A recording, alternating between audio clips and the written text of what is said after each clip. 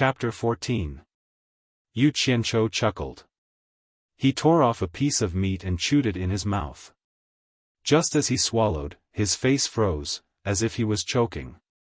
He patted his chest, and a pot of wine appeared in his other hand. He gulped down a few mouthfuls, and finally let out a burp. He smiled and told the white fox about the golden bead. The latter was dumbfounded. She never thought that the golden bead could be used in such a way. The former said mockingly, "Sister White, aren't you tired of staying in this dark place? Do you want to come to my territory? It's much quieter there, and no one will disturb you."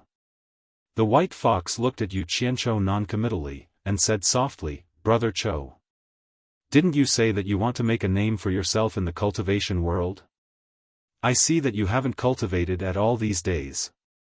After saying that, she continued to play the zither and sing softly. Playing with things can distract one's ambition. Yu Qianqiu thought about how he had spent the past few days playing with things, and felt a little ashamed. He threw away the pheasant leg in his hand. "Pa!" It fell into the pool and sank. The white fox who was playing the zither frowned slightly. Sitting down cross-legged, Yu Qianqiu took out 2 spirit stones. He closed his eyes and activated the mysterious heaven skill. He slowly absorbed the spiritual energy and converted it into vital energy to be stored in his body. He threw the waste rock into the water, and 2 more spirit stones appeared in his hands. When he converted the spiritual energy inside them into vital energy, he found that his body was filled with vital energy. His dantian could no longer contain it. Yu Qianqiu was shocked. These spirit stones were really good stuff. He had only absorbed 6 mid-grade spirit stones, and the converted vital energy was enough for him to cultivate to the 5th level. If he absorbed spiritual energy from the air, how many years would it take to compare to 6 mid-grade spirit stones? Without hesitation, he memorized the 5th level of the mysterious heaven skill and began to cultivate. It was actually very easy to cultivate from the 5th to the 10th level of the Qi refinement realm. In fact, it was not as difficult as opening the 8 extraordinary meridians from the 1st to the 4th level. As long as one absorbed enough spiritual energy, it was basically not a big problem. After a few days, when Yu Qianqiu refined the last bit of true Qi in his body into his dantian, his entire body trembled. He could feel that every cell in his body had undergone a qualitative change. He thought to himself, "I've finally reached level 5. Checking the changes in his dantian, he found that his dantian, which used to be filled with true energy, had become empty, with only a few wisps of true energy floating around. However, the previous white true energy was incomparable to this tangible true energy. With a thought, he directed a strand of Jinqi from his dantian into his body. As soon as this strand left his dantian, it turned into countless strands of Jinqi, filling his entire body with explosive power. He activated the mysterious heaven method's corresponding offensive art. Yu Qianqiu opened his eyes abruptly and slammed his palm into the pool. Bang! A loud sound echoed in the stone room, and a splash of water exploded a few meters high before falling back down. The sound of the zither behind him stopped abruptly. Yu Qianqiu stopped cultivating and turned around to look. His smiling face froze. The white fox was staring at him with her beautiful eyes, obviously blaming him for disturbing her playing the zither. He quickly got up and begged for mercy. The white fox rolled her eyes at him and was too lazy to argue with him. She continued to play the zither and sang, "Yesterday was like the east flowing water, far away from me, not staying." Yu Qianqiu's teeth ached from listening to the song. He turned around and sat down with his back facing the white fox. 2 spirit stones appeared in his hands, and he slowly closed his eyes. "Yes. The tangible true energy in my dantian has almost reached 1/3. Yu Qianqiu, who was sitting cross-legged in front of the pavilion, suddenly jumped up and screamed, "F***ck. Where are my spirit stones? Who stole my spirit stones?" The white fox was startled by him and could not continue playing anymore. She opened her red lips and was about to scold him, but Yu Qianzhou's figure suddenly disappeared. The white fox was slightly annoyed, and her slender fingers stroked the strings of the zither. A homophonic sound rang in the cave, "Spirit stones, where did my spirit stones go?" A sika deer was lying on the grass sleeping. Suddenly, a figure appeared out of nowhere and squawked, scaring the deer into running away. Yu Qianzhou returned to the world inside the golden bead. At this moment, the place was already filled with flowers and plants. 2 colorful pheasants, one male and one female, were talking about love. They were also startled by him and flew away. He did not care so much. He found the cloth bag given by his master and rummaged for a while. Then, he seemed to have thought of something. He slapped his forehead and sat on the ground, crying, "Ah! The spirit stones are used up so quickly. This is really terrible." One had to know that spirit stones were not that easy to obtain. Within Onquangsung's sphere of influence, there were a few spirit stone mines. Every month, the spirit stones mined were distributed by the sect. Seniors living in seclusion in the back mountain could receive 2 high-grade spirit stones every month. Sect leader could receive 1 high-grade spirit stone. Elders could receive 50 mid-grade spirit stones. Core formation disciples could receive 25 mid-grade spirit stones. Foundation building disciples could receive 10 mid-grade spirit stones and 250 low-grade spirit stones. Also, disciples who were Qi refining level 4 and above could receive 500 low-grade spirit stones every month.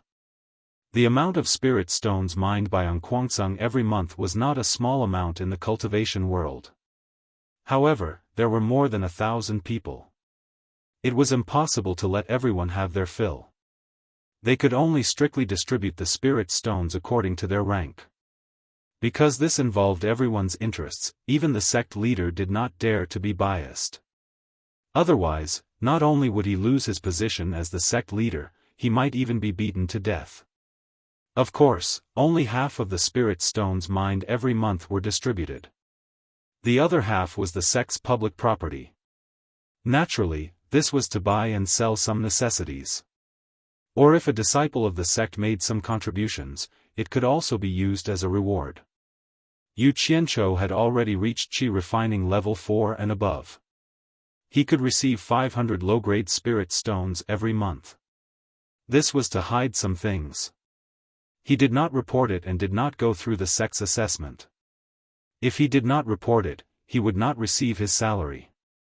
In fact, Hao Sanxi's 50 mid-grade spirit stones every month were not enough. The dozen or so that Yu Qianzhou used were taken out from his mouth. AI. Without spirit stones, how can I continue to cultivate? Even if I could get 500 low-grade spirit stones every month, it would only be equivalent to 5 mid-grade spirit stones. Currently, a third of the qi in my dantian was used up to 10 mid-grade spirit stones. If I want to cultivate to qi refining level 6, I need another 20 mid-grade spirit stones, which is equivalent to 2,000 low-grade spirit stones. I would need 4 months of low-grade spirit stones to cultivate to qi refining level 6. If I want to cultivate to qi refining level 10, how many spirit stones would I need? Yu Qianzhou was a little dispirited. He had used 6 middle-grade spirit stones to advance to the 5th level of the qi refining stage. In the end, from the 5th level to the 6th level, he had used nearly 10 middle-grade spirit stones. The Zhen Qi in his dantian was not even a third of the original amount. The amount of Zhen Qi needed to advance to the next level was clearly increasing exponentially. If he cultivated to the late stage of tribulation passing stage, he would need a mountain of spirit stones. Yu Qianzhou was really worried. He was like his name. Without the surname, he was called Qianzhou. If he had never used spirit stones before, it would have been fine. But now that he had, how could he still foolishly absorb the heaven and earth spiritual qi like before? If he wanted to rely on it to increase his cultivation, he was afraid that even if he had the patience, he would not have that long of a life. There was another thing that he did not know. The volume of his dantian was 3 times that of an average person. In other words, if an average person used 2 days to cultivate their dantian, it would be equivalent to him using 6 days. In fact, an average person only needed 1/3 of the amount of spirit stones he used to cultivate their dantian.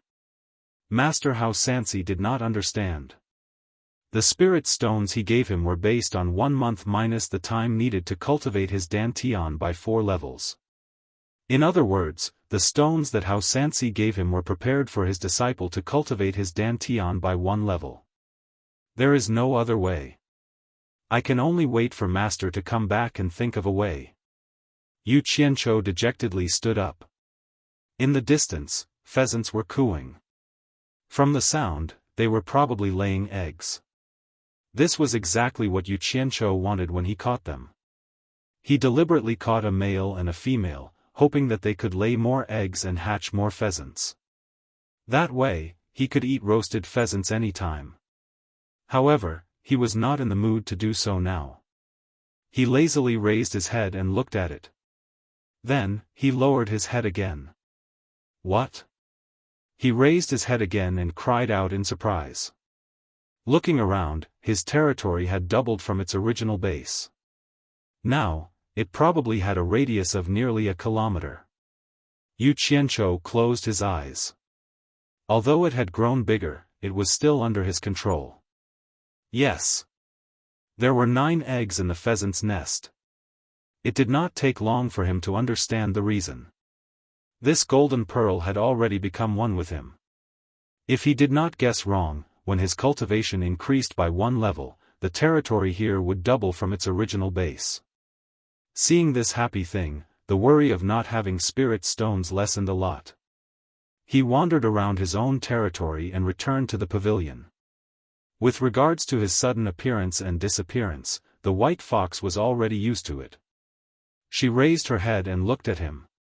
She stopped playing the zither and asked softly, 1 month's time is up. Are you going back? Yes. I'm going back. It has already been a few days. I think Master should be back by now. After saying that, he turned around and waved his hand. Sister Bai, I will come to see you often. The reply he got was Mandarin duck butterfly dream. He returned to the courtyard and walked around. Strangely, he found that Master had not returned. If he had returned, the ground would not be so clean. He pulled over a bamboo chair and wiped it. There was no dust. He had to admit that the air quality now was not a bit better than in his previous life. In his previous life, if the room was not cleaned for a few days, the dust would be thicker than it was now after a month.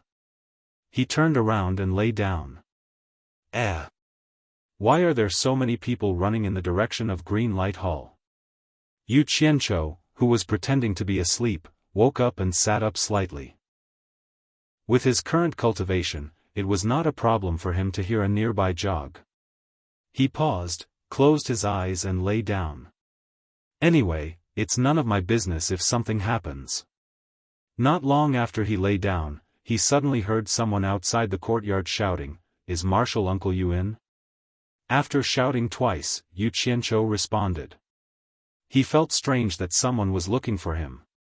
When he walked out of the courtyard, an unfamiliar disciple bowed and said, "Marshal Uncle Yu, Sect Master wants you to go to Green Light Hall quickly." Sect Master wants me to go to Green Light Hall? What's the matter? Yu Qianqiu asked curiously. It was true. No one had ever looked for him, not to mention the sect master who had led him to Anquangceng. The disciple's expression was perturbed, as if there was something he could not say.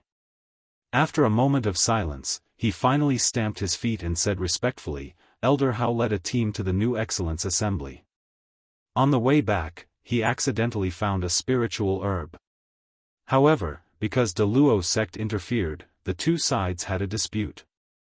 In the end, a few elders were injured, and because Elder Hao's injury was too serious, hearing this, Yu Qianqiu's expression changed. He was no longer in the mood to listen and ran towards Green Light Hall like a wisp of smoke. Chapter 15. There was a group of people whispering in the plaza in front of the Green Light Hall. In the crowd, there were 10 disciples wrapped in bandages, obviously injured. Yu Qianzhou ran into the crowd, and when the crowd saw him, they all opened up a path. A few injured elders were sitting cross-legged on the ground, and behind them, there were people treating their injuries. In the middle, a person was lying, his body covered with a white cloth. Yu Qianzhou, who rushed into the crowd, calmed down at this moment. His gaze coldly swept across the injured elders, and his master was not among them. His gaze fell on the white cloth, and his face twitched as he slowly walked over. In an instant, the plaza became incomparably quiet, and a few hundred pairs of eyes silently followed his footsteps. Yu Qianzhou squatted down, and the hand that stretched towards the white cloth trembled uncontrollably. The knuckles that pinched the corner of the white cloth were abnormally pale, and as if he was carrying a heavy object, he slowly lifted it up. The sloppy old man's familiar face entered his eyes as the white cloth was lifted up. The past was still vivid in his mind, but the amiable old man was no longer breathing. Ah! Your cultivation speed is godly. This time's new talent assembly, I want to rely on sect leader Xixiang to help out, so tomorrow I will lead a team with a few other Xixiang. When the time comes, when the foundation building pills are distributed, you have the nerve to ask for 1 or 2, to prepare for your foundation building. Master's words when they parted seemed to be right next to his ears. Looking at the old man's deathly pale face, and that smear of dried blood at the corner of his mouth, Yu Qianzhou's heart was bleeding. If it wasn't for him, Master definitely wouldn't participate in some bullshit, new talent assembly, and also wouldn't. The squatting Yu Qianzhou had already unknowingly knelt down. His trembling hands carefully covered the white cloth, as if he was afraid of disturbing the sleeping old man. He suddenly opened up his arms, clenched his fists, and raised his head to the sky, shouting soundlessly, without making a single sound. His white teeth looked abnormally eerie under the sunlight, and the veins on his neck popped out. Suddenly, under the gaze of the crowd, the kneeling Yu Qianzhou actually spat out a mouthful of blood. The few elders who were treating the injured turned their heads in unison when they heard the voice. Their eyes were filled with surprise. Some of the female disciples couldn't help but cry out in surprise. They'd never imagined that there would actually be such a deep relationship between master and disciple in the cultivation world that was cold and emotionless. Everyone sighed endlessly when they thought about how An Kuang-tsung's trash life wouldn't be any better if he left the protection of his master. Chu Ping'er, who was standing in the crowd, could no longer associate the peeping Tom with Yu Qianzhou, who was vomiting blood in front of her. Recalling that the 2 peerless songs came from this person, she could not help but tear up, her eyes filled with pity. "The sect leader is here," someone shouted. Sect Master Lu Chongqing walked out of the Cyan Light Palace, and the group of elders who walked out behind him all had ashen faces. Lu Chongqing stood in front of Yu Qianzhou and stopped. His eyes swept over the blood on the ground and looked at the bloodstain at the corner of Yu Qianzhou's mouth. He sighed and said, "Since it has already happened, martial nephew, please restrain your grief." Yu Qianzhou, who was kneeling there, didn't even raise his eyelids when he heard the voice. He just said in a frighteningly calm voice, "I just want to know what's going on." Everyone was slightly shocked. They didn't expect that he didn't even have the slightest bit of respect in front of the sect leader. "You're a trash without the protection of your master. Do you still want to mingle in An Kuang-tsung in the future?" A handsome young man walked out of the crowd and walked toward Yu Qianzhou with a face full of anger. Lu Chongqing looked at the kneeling man and frowned slightly. He then stopped the handsome young man with his eyes. Those who knew the young man knew that he was the sect leader's grandson, the outstanding talent among his peers, Lu Zhengguang. His appearance caused many female disciples to have a strange look in their eyes. They looked at him with affection. Chu Ping'er was the same. Sect leader Lu Chongqing said to an old man beside him in a deep voice, "Junior martial brother. I'll let you tell everyone what happened." The old man nodded and told the story with a livid face. It turned out that Kuang-tsung found a spirit herb on his way back from the new talent assembly. It was called the seven-color lingji. What was the seven-color lingji? It was a spirit herb of the heavens and earth. It was a treasure that cultivators dreamed of. If it could be used in a pill to help cultivators advance, it would almost certainly help them advance. How could a cultivator not regard such a thing as a treasure? And the one who found it was Yu Qianzhou's master, Hao Sansi. Just when Kuang-tsung was celebrating, he bumped into the Deluo sect who came later. The cultivation world was a place where the strong preyed on the weak. When they saw such a treasure, the Deluo sect immediately said that they were the first to find it. The two sides immediately clashed. The Deluo sect was ranked second in the cultivation world of the Wuxia Empire. Kuang-tsung was barely ranked sixth. Naturally, the latter was no match for the former. Hao Sansi, who had the spirit herb, was the first to bear the brunt. In the end, not only were the elders of Kuang-tsung injured, some of the participating disciples were also injured. Hao Sansi, who was eager to protect the spirit herb, was seriously injured by the elders of Deluo sect. In the end, the spirit herb was snatched by the Deluo sect. Hao Sansi died before he could return to Kuang-tsung. After hearing this, the disciples of Kuang-tsung in front of the hall were in an uproar.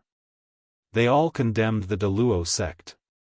Yu Qianzhou's face was so cold that it could freeze. Sect leader Lu Chongqing's eyes swept across the crowd and said in a deep voice, "It's a pity that I, Kuang-tsung, am not as strong as the Deluo sect." Sigh.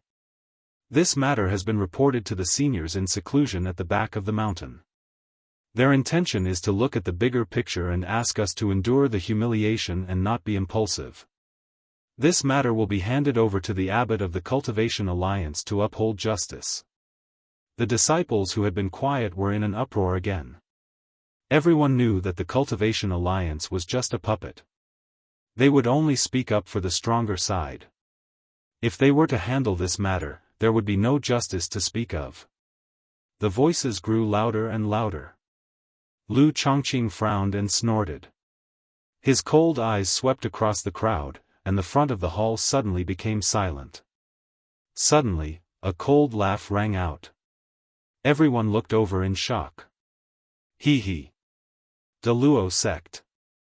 Yu Qianzhou, who was kneeling on the ground, stood up and stared straight at Lu Chongqing. Without any respect, he asked, "Is this the decision of the sect?" Not only Lu Chongqing, but the faces of the elders also changed. The Kuang-tsung disciples all took a deep breath.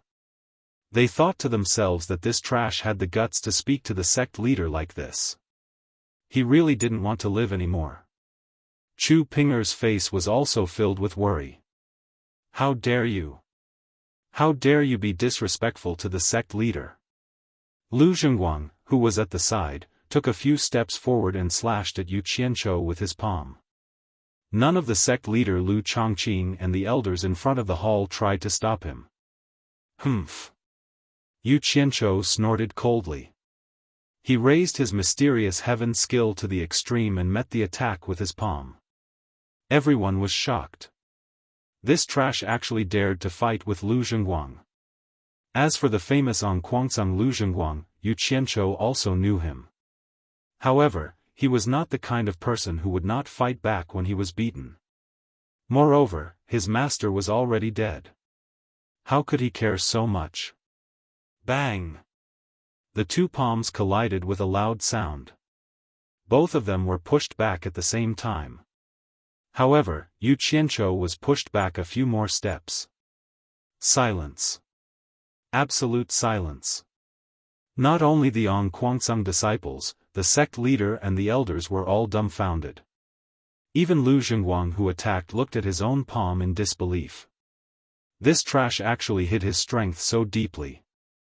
Anyone could see that the person who attacked just now was not an ordinary person. At the very least, he was a Qi training level 4 cultivator. All the disciples' mouths were wide open. The sect leader and the elders were stunned. Even with their cultivation, they couldn't see that Yu Qianchou had already stepped into the door of cultivation. How could this be?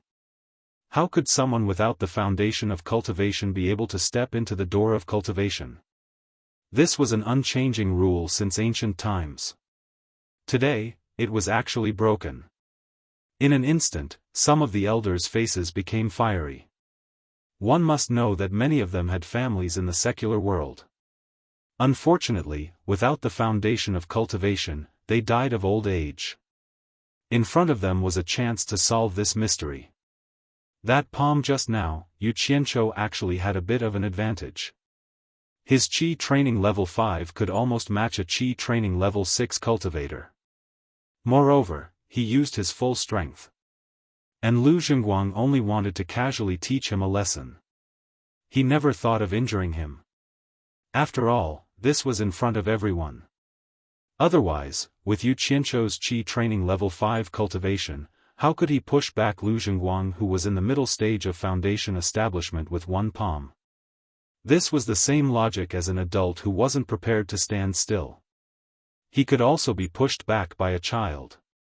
Yu Qianchou's palm was not easy to take. The blood in his body was churning. After a long time, he finally calmed down. He stared at Lu Zhengguang and sneered, "You, a 10th-generation disciple, actually dared to attack martial uncle. He. You really have guts. Could it be that just because your grandfather is the sect leader, you don't put on Guangceng's rules in your eyes? I want to see if this sect rule is set by your family. I want to see if Guangceng is opened by your family. I want to see how Guangceng will deal with you. No one could take such a big hat being put on them." Lu Zhengguang's face instantly turned pale after hearing the 3 consecutive, "I want to see." Everyone looked at sect leader Lu Zhongqing. The latter's face was gloomy. His eyes suddenly emitted 2 rays of light as he stared at Yu Qianchou. He then stared at Lu Zhengguang and shouted, "Kneel." Plop. His grandson obediently knelt in front of his grandfather. The latter's chest rose and fell obviously. At this time, an elder stood up and said, "Since this is Zhengguang's first offense, and it was done in a moment of desperation to protect the sect leader's prestige, it was purely an unintentional act. I hope sect leader will be lenient. Sect master, please be lenient with your punishment." Another few elders pleaded together. Lu Chongqing's face finally calmed down. He stared at his grandson and said in a deep voice, "According to the sect rules, your cultivation should be abolished and you should be kicked out of the sect. But for the sake of the elders, you will be fined 10 years' worth of spiritual stones and be punished to copy the sect rules 10,000 times. Do you accept this?" Lu Zhengguang did not dare to have any other opinions. If his cultivation was really abolished and he was kicked out of the sect, it would really be worse than death. He quickly kowtowed and said, "I am willing to accept the punishment."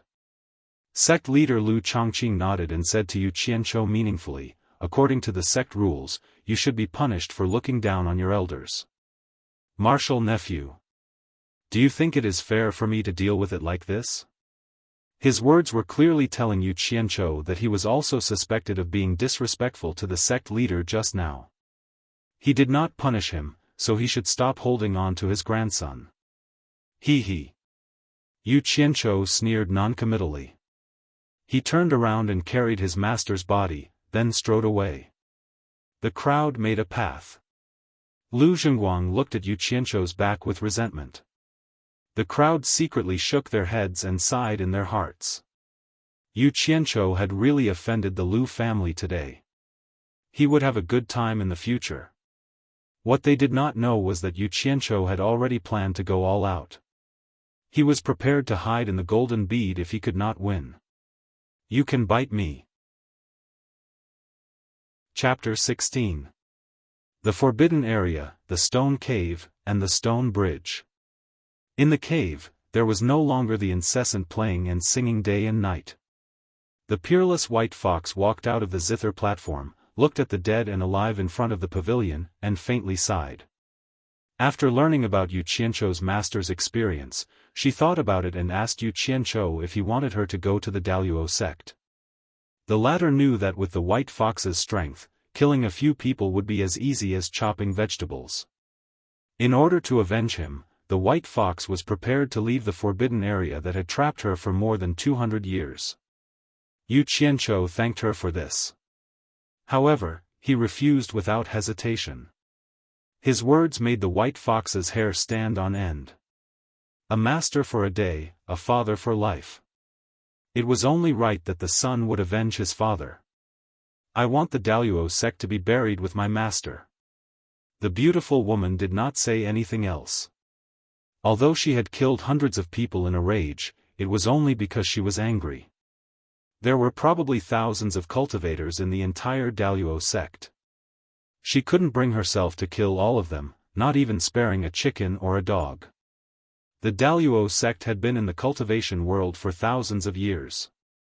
There were many hidden dragons and crouching tigers. She could not kill them with just a word. It seemed that Yu Qianchou had to do it himself. Seeing that her brother did not say it casually, the white fox looked worried. Yu Qianchou had a sad smile on his face as he wiped the blood off his master's face with a wet cloth. When he changed his master's clothes, he saw the holes on his master's body. The muscles on his face twitched. He clenched his fists and roared, "Daluo sect." His voice echoed in the cave for a long time. After Hao Sanxi's body was reborn, Yu Qianchou picked it up and was about to enter the golden bead when the white fox said, "Brother Chou, wait." Yu Qianchou was stunned and looked at her in confusion. She picked up her zither and slowly walked out of the pavilion. Immediately, a purple light screen appeared to block her. The white fox sighed and said, "If I couldn't do anything to you 200 years ago, do you think you can stop me now?" After she finished speaking, she opened her red lips and blew a breath of air towards the purple light curtain. The purple light curtain rippled and a hole appeared in the middle. The white fox slowly walked out from the hole and the purple light curtain closed behind her and disappeared. Oh my God! She actually came out. Yu Qianchou was stunned. "Sister Bai. What are you doing? Didn't Brother Chou invite me to live in your so-called territory? Why are you regretting it now?" White Fox smiled sweetly. Oh my God! She actually smiled. The legendary smile that could topple a city or a country was probably referring to a woman like her.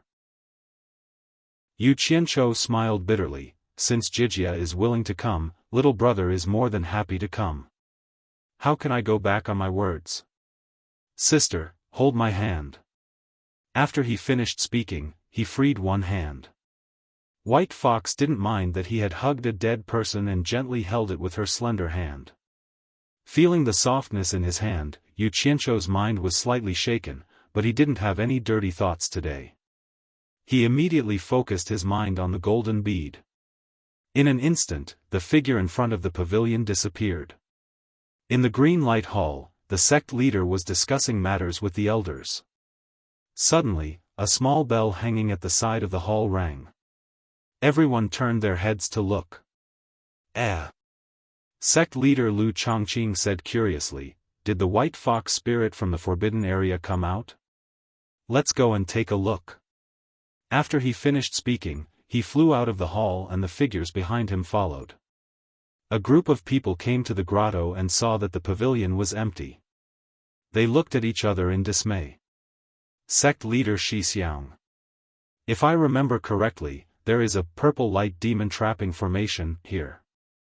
Those who are trapped in the pavilion can't come out unless they have reached the middle stage of the tribulation passing stage. Could it be that this white fox spirit has reached the middle stage of the tribulation passing stage? That's impossible. If she really has reached the middle stage of the tribulation passing stage, there should be a lot of commotion when she goes through the heavenly tribulations in the early and middle stages. How could we not know?" A skinny old man walked to the side of the silent Lu Chongqing and said. This old man was the elder who first pleaded for Lu Zhengguang. His name was Wu Baoru. Lu Chongqing silently shook his head, indicating that he also didn't know. Of course, they didn't know the reason. What cultivators did was to go against the heavens and change their fate. Forcibly increasing one's cultivation level was also against the heavens. When one's cultivation level reached a certain level, he would naturally be punished by the heavens. This was the origin of the tribulation passing stage. However, after the white fox reached the middle stage of the nascent soul realm, she stopped cultivating. Naturally, there was no heaven-defying action to forcibly increase her cultivation level. Naturally, the punishment from the heavens couldn't be found on her. She had unknowingly reached the late stage of the tribulation passing stage because of the golden bead. In fact, the white fox also felt that it was strange. Why didn't her cultivation level reach the late stage of the tribulation passing stage? It seems that we have to report this matter to the master who is cultivating in the back of the mountain. Lu Chongqing sighed. We still have to disturb the master? Wu Baoru was slightly surprised. He frowned and said, didn't the master say that the white fox would be released after being trapped for 100 years? She didn't want to come out before, so we can't be blamed. Now that she has come out on her own, it saves us the trouble. Senior Marshal Brother, why do you still want to disturb the master? The master is now at the critical moment of breaking through the early stage of the tribulation passing stage. We have just disturbed him because of the matter of the Daluo sect. If we go now, I'm afraid it's not appropriate, right? Lu Chongqing made a hand seal and flicked 4 white lights at the 4 pillars of the pavilion. Purple lightning swam on the pillars and 4 spirit talismans appeared. Lu Chongqing made another hand seal and shouted, withdraw. The 4 spirit talismans turned into 4 purple lights and shot into Lu Chongqing's sleeve. After doing this, he turned around and looked at the others. He shook his head and said, Junior Marshal Brother, you only know one thing but not the other. The white fox spirit killed recklessly in the secular world and should be punished. However, the master imprisoned her for no other reason than that the white fox would be able to break through to the late stage of the nascent soul realm in less than 100 years, so the master made an agreement with the white fox. If the white fox wanted to come out after 100 years, she would have to swear an oath to join the Onquang. Otherwise, she would be imprisoned until she agreed. Alas! The master did this so that the Onquang would have one more good helper. I didn't expect that now. The elders looked at each other. It seemed that they didn't know the reason behind it and were all fooled by the rumor that everyone knew. Wu Baoru sighed and said, the master really put in a lot of effort for Onquang. He even planned for 100 years. Lu Chongqing nodded. Suddenly, he seemed to remember something. He frowned and said to Wu Baoru, there is something that I need Junior Marshal Brother to think about. Junior Marshal Brother Hao's disciple, Yu Qianqiu, can actually cultivate without a root bone. It is really incredible. This matter has to be cleared up, so I will have to trouble Junior Marshal Brother. Junior Marshal Brother, remember, you must clear up this matter. The last sentence was said in a gloomy tone. The meaning behind it was worth thinking about. Yes. Junior Marshal Brother, you must clear up this matter. Senior Marshal Brother. We will leave it to you. When the others heard it was about this matter, they all agreed. Wu Baoru laughed and said, I understand. I will not disappoint the sect leader and the other senior and junior marshal brothers. Something that could make a group of people so concerned was naturally related to their own interests. If the doubts about what happened to Yu Qianqiu were cleared up, these children without a root bone at the foot of the mountain could openly join the Onquang to cultivate. This was something that everyone hoped for. The white fox, who was hugging the zither, looked at the space with a radius of nearly 1,000 meters in surprise. Although she had heard about it from Yu Qianqiu, she could not help but be surprised when she saw it for the first time. She didn't expect that this small golden bead could actually contain such a large space. It was similar to the storage pouch used by cultivators, but obviously, a storage pouch couldn't contain such a large space. It was also impossible to plant flowers and grass inside like Yu Qianqiu, and even raise some small animals inside. According to Yu Qianqiu, there was also a division between day and night here. If it was not for the purple chaos surrounding it, it would not be any different from the outside world. The white fox bent down to pluck a wild flower. She pinched it with her slender fingers and put it under her nose. She sniffed the fragrance that she had not smelled for a long time. She listened to the chirping of birds. She could not help but reveal a sweet smile on her face. She looked around with her beautiful eyes. It was obvious that she liked this place very much. Suddenly, she heard a tinkling sound. She turned around and saw Yu Qianqiu hugging a sword and busying himself around a huge exposed rock. She walked over with light steps and asked, "Brother Chou, what are you doing?" "Making a stone coffin for master." As she said that, she chopped the rock with her sword. The white fox frowned slightly. She stretched out her hand and said, "Give me the sword." Yu Qianqiu was stunned. He gave the sword to the white fox in confusion. The white fox's graceful figure unfolded. Her white clothes fluttered. She threw her zither and stood in the distance. Then, she stabbed her sword into the bottom of the huge rock and gently flicked it. The huge rock, which had a diameter of nearly 3 meters, flew up and was flicked into the air by her sword. Seeing how effortlessly she did it, the white fox was dumbfounded. The long sword twirled. Xiao! Xiao! Numerous sword rays shot towards the huge rock that was tumbling in the air. It was like a knife cutting through tofu. There was almost no sound. Seeing a black shadow fall, the white fox gently stretched out her sword and held up the stone pillar that had become smooth on all 6 sides. She slowly placed it on the ground. She pulled out her sword. Her white sleeves flashed with a ray of light. The stone pillar flew up and a thick stone slab fell to the ground. If he could not see what the white fox was going to do, Yu Qianqiu might as well bang his head against the wall and die. This vixen sister obviously saw that he was working too hard, so she did it for him. "Stop!" Hearing the voice, the white fox was stunned. Yu Qianqiu came over and snatched the sword from her hand.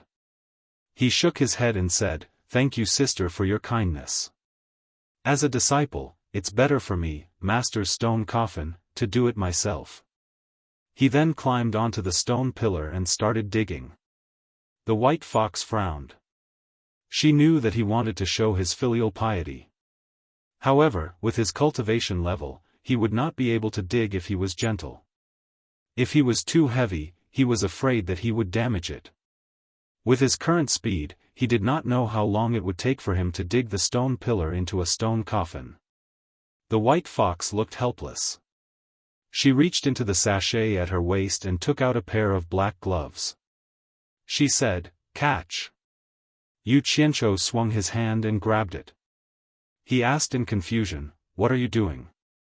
The white fox said helplessly, "My fox clan likes to live in caves. This is a magic treasure passed down by my clan's ancestors. It's called mountain-piercing claw. When you wear it, you can pierce through mountains and dig holes. Even the hardest rock can't stop you. There's another advantage to wearing it. It's that you can sense the amount of spiritual energy in the surroundings. That's why my clan's ancestors used it to find places with dense spiritual energy to dig holes to live in. You can use it after you put it on and inject your vital energy into it." Chapter 17. Oh!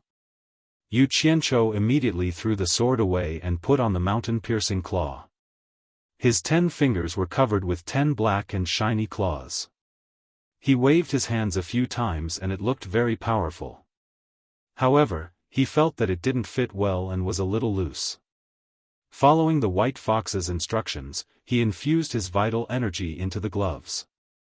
He felt his hands tighten as if the gloves had become one with his palms. He retracted his vital energy and the gloves loosened from his palms. "This is good. Let me try." Yu Qianqiu praised. He raised a finger and poked it into the rock. The finger sank into the base of the finger without any effort. He tried a few more times and it was the same. He turned his head and waved his claws. "Thank you, sister, for giving me this treasure." The white fox shook her head. "I didn't say I was giving it to you. This is the heritage treasure of my fox clan. I don't have the right to give it to you. I'm just lending it to you for a while." Yu Qianqiu was stunned. He smiled. "I understand." He then buried his head in work. His claws danced and stone chips flew everywhere. In less than half a day, he successfully made a stone coffin that looked passable. He took off his gloves and hung them on his waist. He found a place that he thought was a good place for feng shui.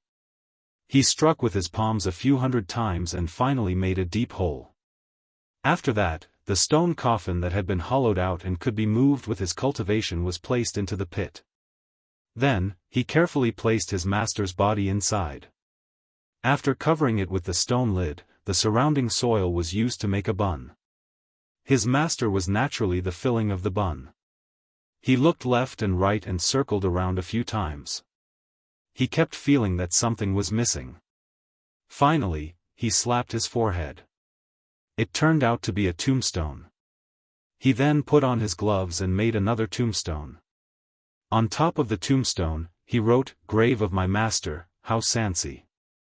On the side, he wrote, "Erected by my unfilial disciple, Yu Qianqiu." After he was done, he took a closer look.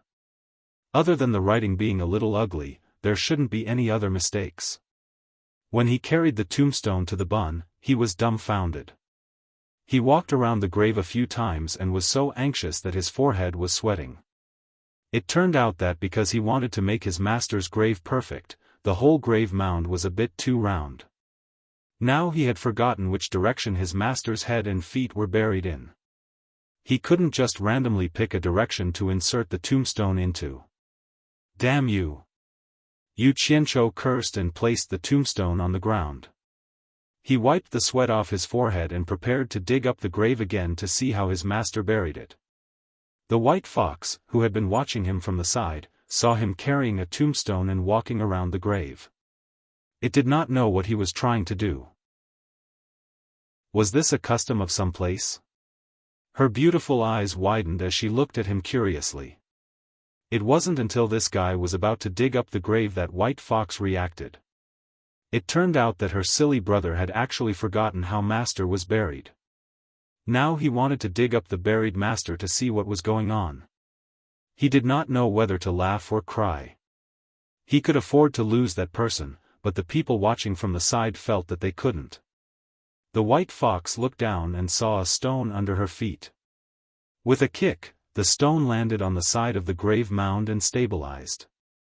Yu Qianqiu saw a stone fall. In this place, other than him and the white fox, there was no doubt that the stone was thrown by the latter. He squatted beside the grave and looked up at the white fox. Seeing her glaring at him, he finally realized that the white fox was reminding him where the tombstone should be buried.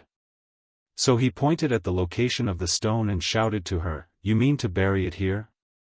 The white fox nodded. After Yu Qianqiu carried the tombstone to the location, he looked around and seemed to feel that it wasn't the right place. He could not help but shout to her again, "Sister White, are you sure it's here?" The white fox, who had always been elegant, could not help but roll her eyes this time. She decided to ignore him and let him do whatever he wanted. She turned around and walked away. He could vaguely hear the word "idiot" coming out of her mouth. Yu Qianqiu thought that she would not lie to him, so he buried the tombstone in that location. After that, he still felt that something was missing. Suddenly, his eyes lit up and he ran to the flowers and plants around him. The white fox, who was not far away, was attracted by her brother's action. Her face became a little ugly as she looked at him. There were not many wildflowers to begin with. After he picked them here and there, it became a mess. The nearby flowers were ruined by him. Finally, they were gathered into a wreath and placed in front of the master's tombstone. Then, he caught 2 birds, roasted them and placed them in front of the master's tomb. He respectfully kowtowed a few times and swore that he would avenge his master. After a while, it was finally over. He raised his head and sighed. He turned around and saw the white fox standing alone in the wilderness. Then, he looked around and found that there was no place to stay. He could not let the white fox live in the wilderness every day like him. He immediately had the idea of building a house. With a thought, he had already returned to the grotto. Now that there was no one playing or singing in the grotto, it was particularly quiet. Looking at the fluorite all over the stone wall, he remembered that his own territory also needed illumination at night. Without saying anything, he directly pried it and sent it to the golden pearl. While he was praying, he suddenly found that as long as his hand touched the fluorite, he could use his thought to lock it and send it to his own space. This discovery made him extremely happy. Only when a large piece of the stone wall of the grotto turned black did he stop. But he didn't know that the white fox in the golden pearl space was also shocked when she saw the fluorite falling from the sky. But not long after, she guessed that it was Yu Qianzhou's trick. She also understood his intention. So, she collected all the fluorite together. But not long after, an even more terrible thing happened. Big trees started to fall from the sky. One by one, they started to fall, followed by the bamboo.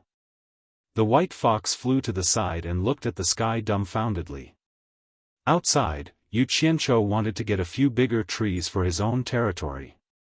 But as long as it was a big tree that was too big for a person to carry, his thought was not able to take it away. He could only stand there and sigh at the trees. All around, there were potholes left by the uprooted trees. He felt that it was almost enough. Looking at the top of the mountain, he remembered that Master still had some belongings. He decided to pack them up and bring them to his territory. The small courtyard was still quiet, but the people had changed. Standing outside the door, Yu Qianzhou's heart was heavy. He gently pushed open the courtyard door. He saw a person standing with his hands clasped behind his back. There was even a sword in his hand.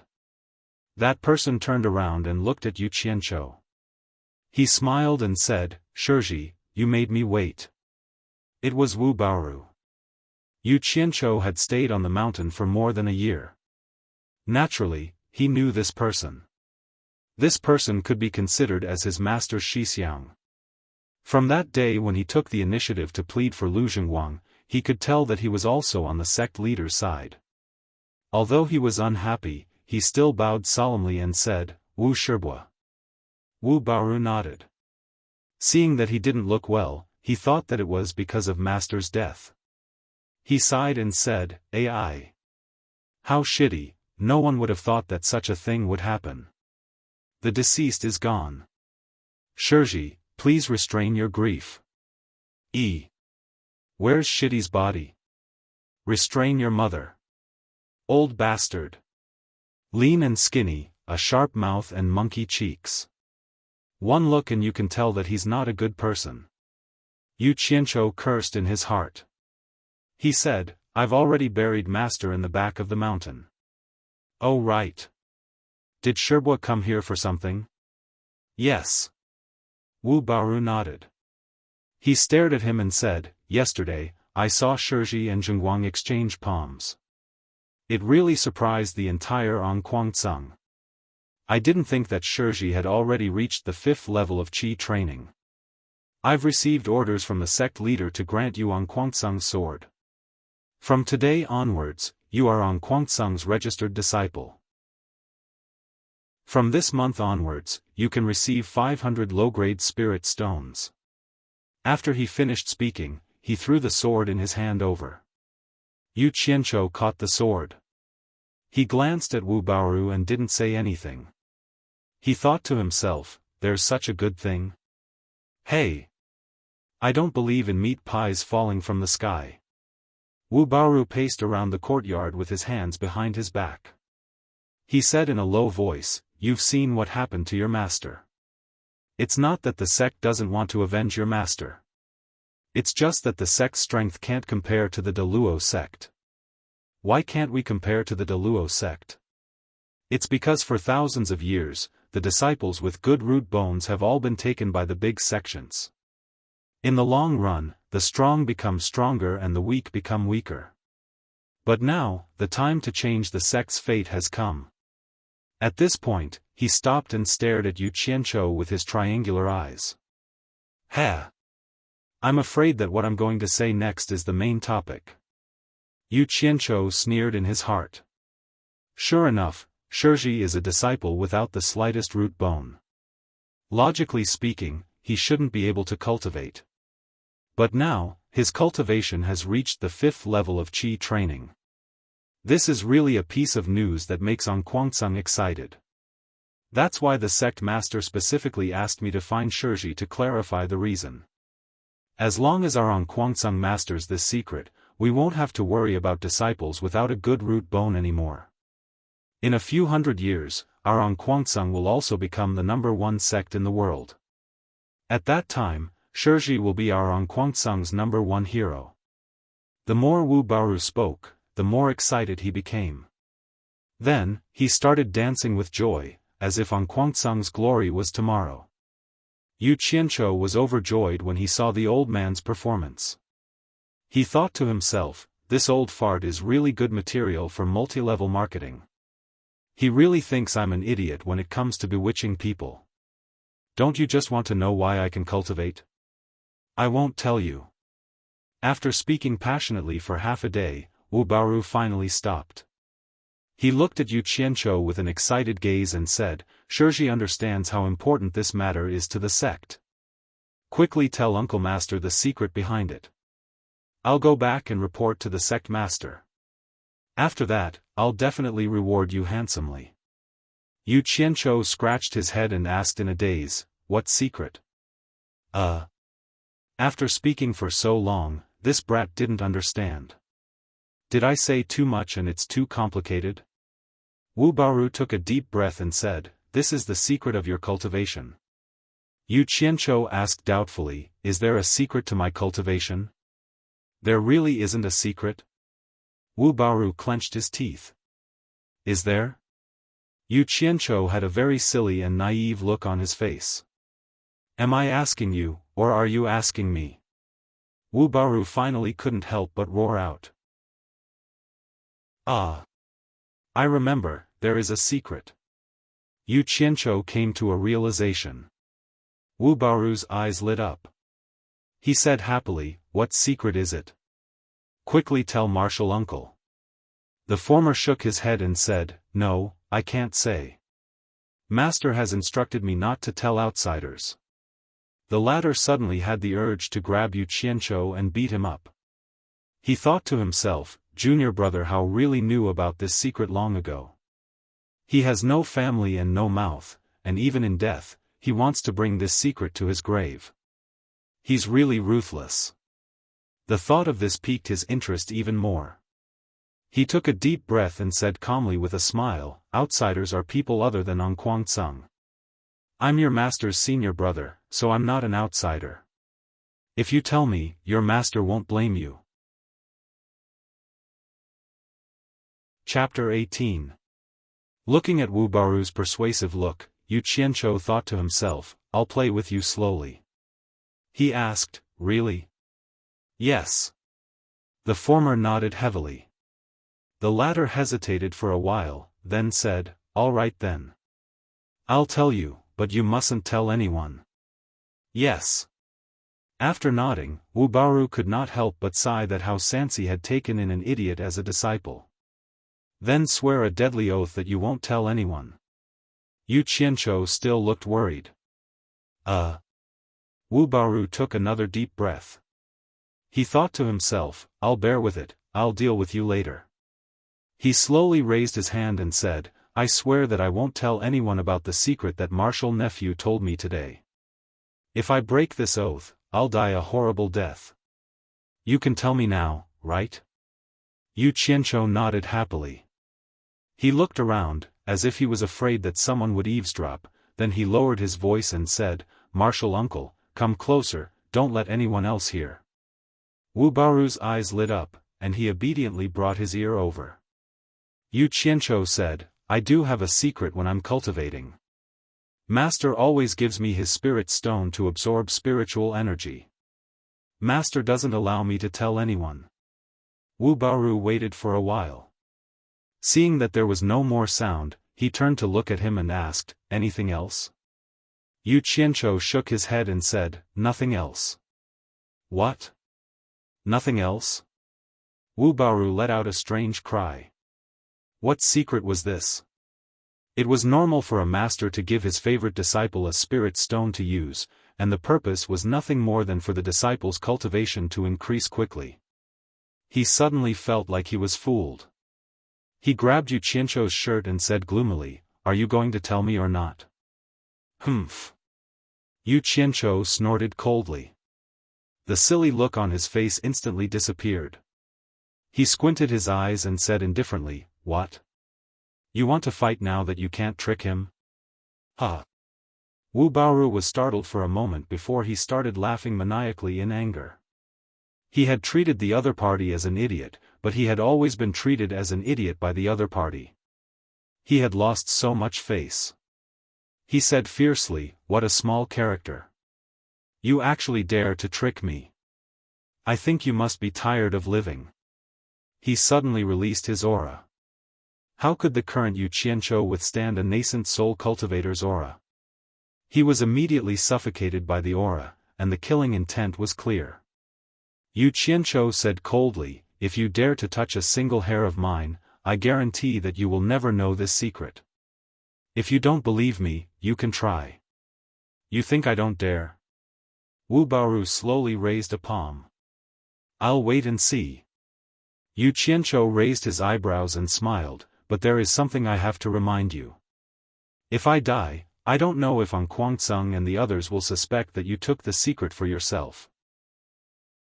Although Wu Baoru's face didn't show any reaction, Yu Qianzhou clearly saw his pupils shrink.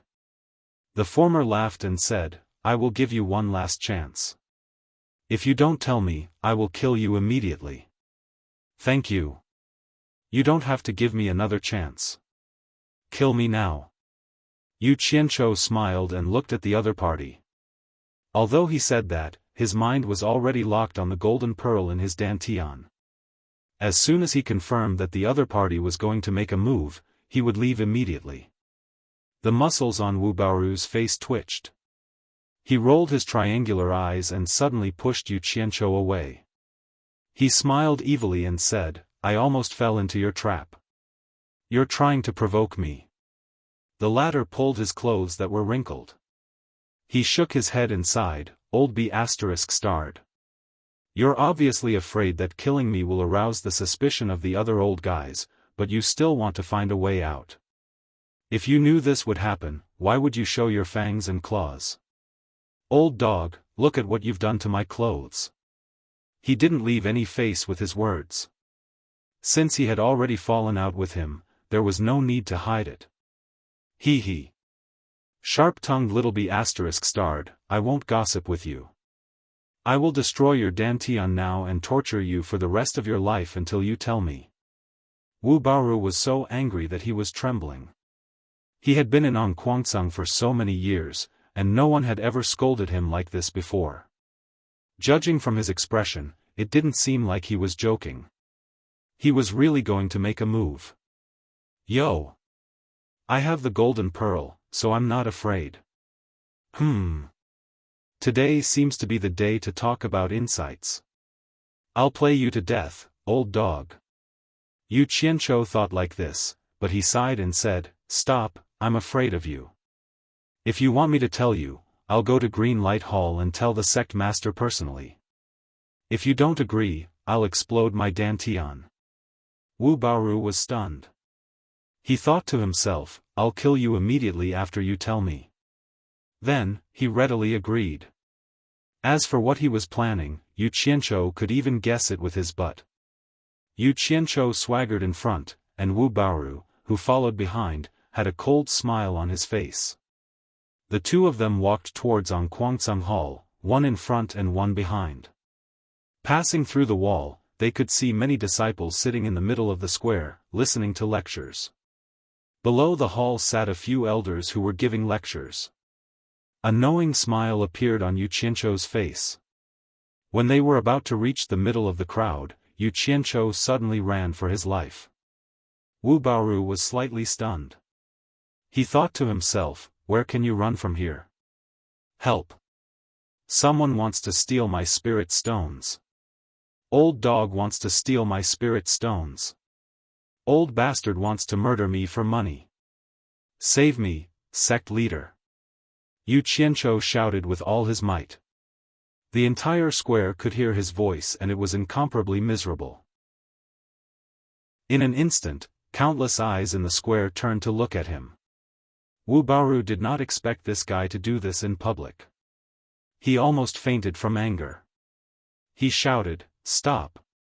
His figure flashed, and he shot over. F***CK. Old dog is angry. Just as Yu Qianzhou was about to hide in the golden pearl, a voice came from inside the hall, "Stop!" At the same time, an elder who was giving lectures quickly flashed and blocked in front of Yu Qianzhou. "Senior brother Lu, get out of the way. I want to kill him." Wu Baoru flew into a rage. The elder who was called Senior Brother Lu frowned and shouted, "Junior Brother Wu, why don't you look at where you are? What a disgrace." This person's name was Lu Wanwan. After being reminded by Senior Brother, Wu Baoru looked around and saw countless eyes looking at him in disbelief. Then he thought of the little bastard's cry, and his heart sank. He had lost a lot of face today. But the hateful face behind Senior Brother was winking at him. He was so angry that his whole body trembled. He shouted, "I'm so angry. Who's making a racket outside the hall?" Sect Master Lu Chongqing walked out with a group of elders. Yu Qianzhou immediately turned around and shouted, "Save me, Sect Master. Martial Uncle Wu wants to kill me. Save me, Sect Master. Martial Uncle Wu wants to kill me." Lu Chongqing and the others immediately stared at Wu Baoru. They knew very well why Wu Baoru went to look for Yu Qianzhou. "Nonsense, I'm so angry. Little bastard, I'm going to kill you." Wu Baoru was so angry that he almost vomited blood. He leaped over Lu Wanwan and shot a ray of light at Yu Qianzhou. "Nonsense." Lu Chongqing flung out the horsetail whisk in his hand. The whisk instantly grew long and wrapped around the ray of light.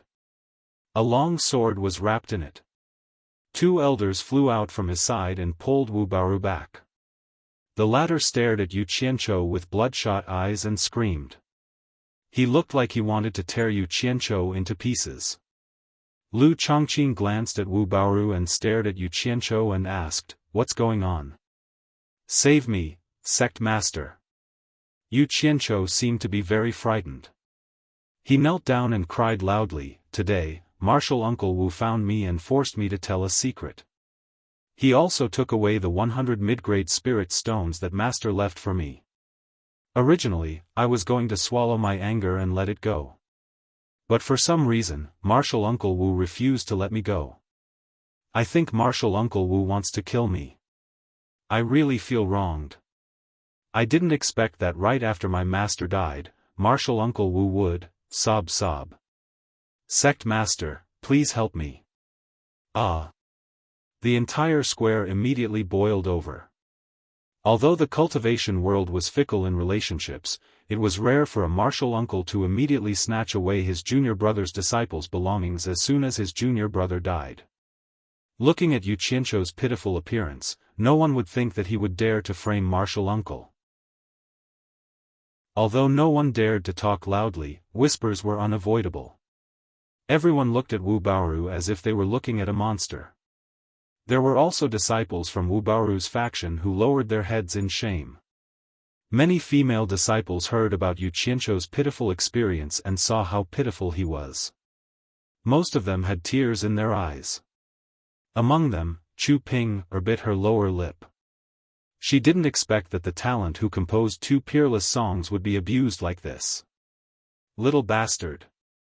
You still dare to say, "I'll kill you"? Wu Baoru struggled crazily, but with two senior brothers who had higher cultivation than him holding him down, how could he break free? Yu Qianzhou thought to himself, is this old fellow going crazy from anger? TSK. With such poor mental fortitude, he still imitated others to be a hooligan. But it's good that he's mad, I'll give him some stimulation. Martial Uncle Wu, you dare to do it, but you can't let me say it. Ugh. Yu Qianzhou clutched his chest as if he was having a heart attack. He staggered a few steps, opened his arms, and shouted to the sky, "Heavens! Open your eyes and take a look. There's actually such a crazy person in this world." After he stood up shakily, he pointed at Wu Baoru and said hysterically, "I have no enmity with you, why do you treat me like this? Why do you treat me like this?" His grief and anger made people cry. Martial Uncle Yu is so pitiful. Some of the female disciples in front of the hall choked with sobs. One carried two carried three. Immediately, many of the female disciples began to cry. Pooh! When these cries fell into Wu Baoru's ears, it was as if he had been struck by lightning. His entire body trembled, but he could do nothing to Yu Qianzhou. He was so angry that he spat out a mouthful of blood. Then, his eyes rolled back, and he fell into his senior brother's arms. F***ck. I'm so awesome, I actually made an original infant stage cultivator faint from anger. Kaka. Yu Qianzhou looked at the person who spat out blood with tears in his eyes. Lu Chongqing's face was ashen. He never expected that sending Wu Baoru to look for Yu Qianzhou would cause such trouble. His eyes swept back and forth between the two of them, but he couldn't tell who was the victim. When he saw that Wu Baoru had fainted, he immediately stared at Yu Qianzhou. But the latter's face was so thick that he couldn't be seen through so easily. Chapter 19. The two senior martial brothers who were holding onto Wu Baoru sensed that he had really fainted, and they nodded at the sect leader. The elders were all experienced fellows, and they could understand each other's intentions with just a glance. Naturally, they understood what the two of them were thinking. They had originally suspected Yu Qianzhou, and with Wu Baoru's cultivation, if he really wanted to kill him, he wouldn't have been able to come here. Now, a nascent soul-stage junior martial brother had actually fainted from anger, and it was easy to imagine the injustice he had suffered. Where are the law enforcement disciples? Lu Chongqing shouted. Here. Several people appeared on both sides of the hall. The plaza immediately became silent, and everyone looked towards the front of the hall, knowing that the sect leader was about to make a decision. Before the truth is clear, the disciples cannot criticize. Let's put this matter aside for now. When Elder Wu recovers, the truth will naturally be clear. Lu Chongqing spoke first, and then stared at the two who were complaining. Elder Wu chased and beat up a disciple in public, and everyone saw it with their own eyes. He will be imprisoned to recuperate and await punishment. Yu Qianzhou publicly insulted a teacher, and everyone heard it with their own ears. He will be punished to do hard labor in the spirit stone mine, and await punishment. Elders, do you have any objections? None of the elders had any objections. The disciples naturally didn't dare to have any objections to the sect leader's decision. However, everyone understood that this punishment was clearly to the disadvantage of Yu Qianzhou. One had to know that the spirit stone mine was not a place for people to stay, it was clearly a place where Kuang-tsung's disciples were exiled.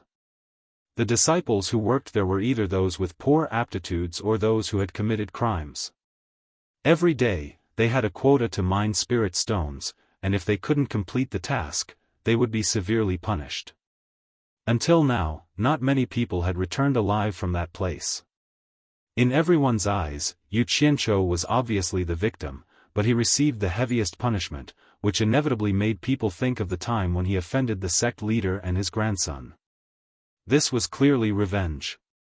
No one dared to say anything, and could only shake their heads and sigh in their hearts. When Lu Zhengguang saw that Yu Qianzhou was sent to the spirit stone mine as a punishment, he was delighted. However, he also felt that his grandfather was being too obvious by doing this in front of everyone. "Martial nephew Yu, do you have any objections?" Lu Chongqing asked coldly. "This disciple is willing to accept the punishment, I dare not have any complaints." Yu Qianzhou's expression was bleak as he replied, causing all the disciples to feel sad. Little did he know that when he heard that they were going to a spirit stone mine, his heart began to beat wildly. With a wave of the sect leader's hand, Elder Wu was carried away. Yu Qianzhou was also escorted to the spirit stone mine by the disciplinary disciples. Chu Ping'er stared at the lonely and staggering figure and bit her lips. She simply could not imagine the scene of such a talent working hard in a spirit stone mine. The sun hung high in the sky. Outside the spirit stone mine, there was a row of caves on each side. These were the living quarters of the mining disciples. On a piece of empty land in front of them, almost 100 dirty and ragged disciples were gathered together. On a stone pillar in front of them, a disciple was stripped naked, and his hands and feet were chained to the pillar. Whack! Whack! A barbed whip danced in the air, and a string of flesh and blood splattered everywhere. Every lash of the whip was followed by a blood-curdling scream. The surrounding disciples were all shocked. A bare-chested, fierce-looking cultivator paced back and forth with his hands behind his back. This person was an early-stage core formation cultivator named Gao Shiping. He was the overseer of this spirit stone mine. He was glaring at the frightened disciples like a tiger watching its prey. He viciously said, "Do you see that? This is the consequence of stealing spirit stones. I'm warning you all, listen carefully. Don't think that you can get away with it. No one can fish in troubled waters under my watch." As he spoke, he suddenly saw a flash of light in the distance. 2 law enforcement disciples landed with a dejected disciple. Gao Shiping's fierce-looking face was covered with a smile. He ran over and said with a flattering smile, "Long time no see, 2 senior law enforcement brothers. You've sent someone to me again." As he spoke, he glanced at the dejected disciple. This person was Yu Qianzhou, who was punished to do hard labor in the spirit stone mine. The 2 law enforcement disciples nodded. When they heard the whip and the blood-curdling scream, they looked towards the place where the punishment was being carried out. One of them frowned and asked, "Junior Marshal Brother Gao, what did that person do this time?" "Senior Marshal Brother, this person is very hateful. He actually dared to secretly absorb the spirit stone's mind in the spirit stone mine. When he came out, the sect's magic treasure found out. According to the rules, he was punished with 500 lashes," Gao Shiping said. The other law enforcement disciple shook his head and sighed. "I've never heard of anyone surviving under Junior Marshal Brother Gao's Wolf Fang whip." Yu Qianzhou glanced over and saw the barbed Wolf Fang whip carrying a string of flesh and blood. He was secretly shocked. He thought to himself, "What magic treasure! I still want to steal spirit stones. I don't know if it's dangerous. If I don't give a heavy punishment and everyone steals spirit stones in the future, I really won't be able to answer to the sect." Gao Shiping chuckled. He looked at Yu Qianzhou and asked the 2 law enforcement disciples, "Why is this disciple here?" One of the law enforcement disciples shook his head and smiled bitterly. "Marshal Uncle Hao's disciple, what else do you think?" "Ah. That Yu Qianzhou who offended the sect leader?" Gao Shiping was shocked. Seeing that the law enforcement senior marshal brother had already nodded to confirm, he smiled fiercely and said, "Hey. So it's Junior Marshal Brother Yu. You really have guts. You even dared to offend the sect leader. Old Gao, I will definitely treat you well." After that, he turned around and shouted, "Someone come." Yu Qianzhou knew that he was famous in Onquancang, but he didn't expect that there would be people who knew about this spirit stone mine so far away. Soon after, a supervisor ran over and took Yu Qianzhou away under Gao Shiping's arrangement. He could vaguely hear one of the law enforcement disciples saying, "Junior Marshal Brother Gao, you can't kill this person. The elders specifically said that he still has a use for us." The supervisor brought him to the group of disciples who were mining the mine. First, he showed him what it meant to be whipped until his intestines were broken. After seeing it, Yu Qianzhou didn't have any reaction. He also didn't think that the disciple who was being punished was worthy of pity. In his words, "Since you dared to steal, then you should be prepared to be caught. You don't deserve other people's pity for courting death." He looked around at the disciples who were mining the mine. All of them were skinny. Other than the fear they showed when they saw the punishment being carried out on their dirty faces, the rest of their expressions were numb and submissive. He let out a long sigh in his heart. It seemed that these people had been living under oppression for a long time. This group of supervisors was really ruthless. The disciple who was whipped on the stone pillar was already dead, but they still didn't let go of the corpse. They only stopped when the wolf fang whips had smashed the corpse into pieces. Yu Qianzhou narrowed his eyes. A cold light flashed in his eyes. Could it be that they had a grudge against each other? They actually wanted to whip the corpse to vent their hatred. After that, the miners were chased back to their respective caves. Yu Qianzhou was led to a place by the supervisor. The space wasn't big. There were only mattresses on the ground. There were already 3 people lying on the ground. It seemed that 4 people would have to squeeze together.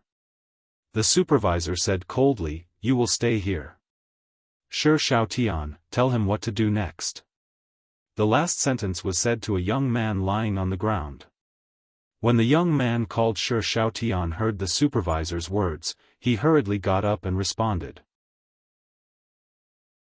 The supervisor didn't say anything else and turned to leave.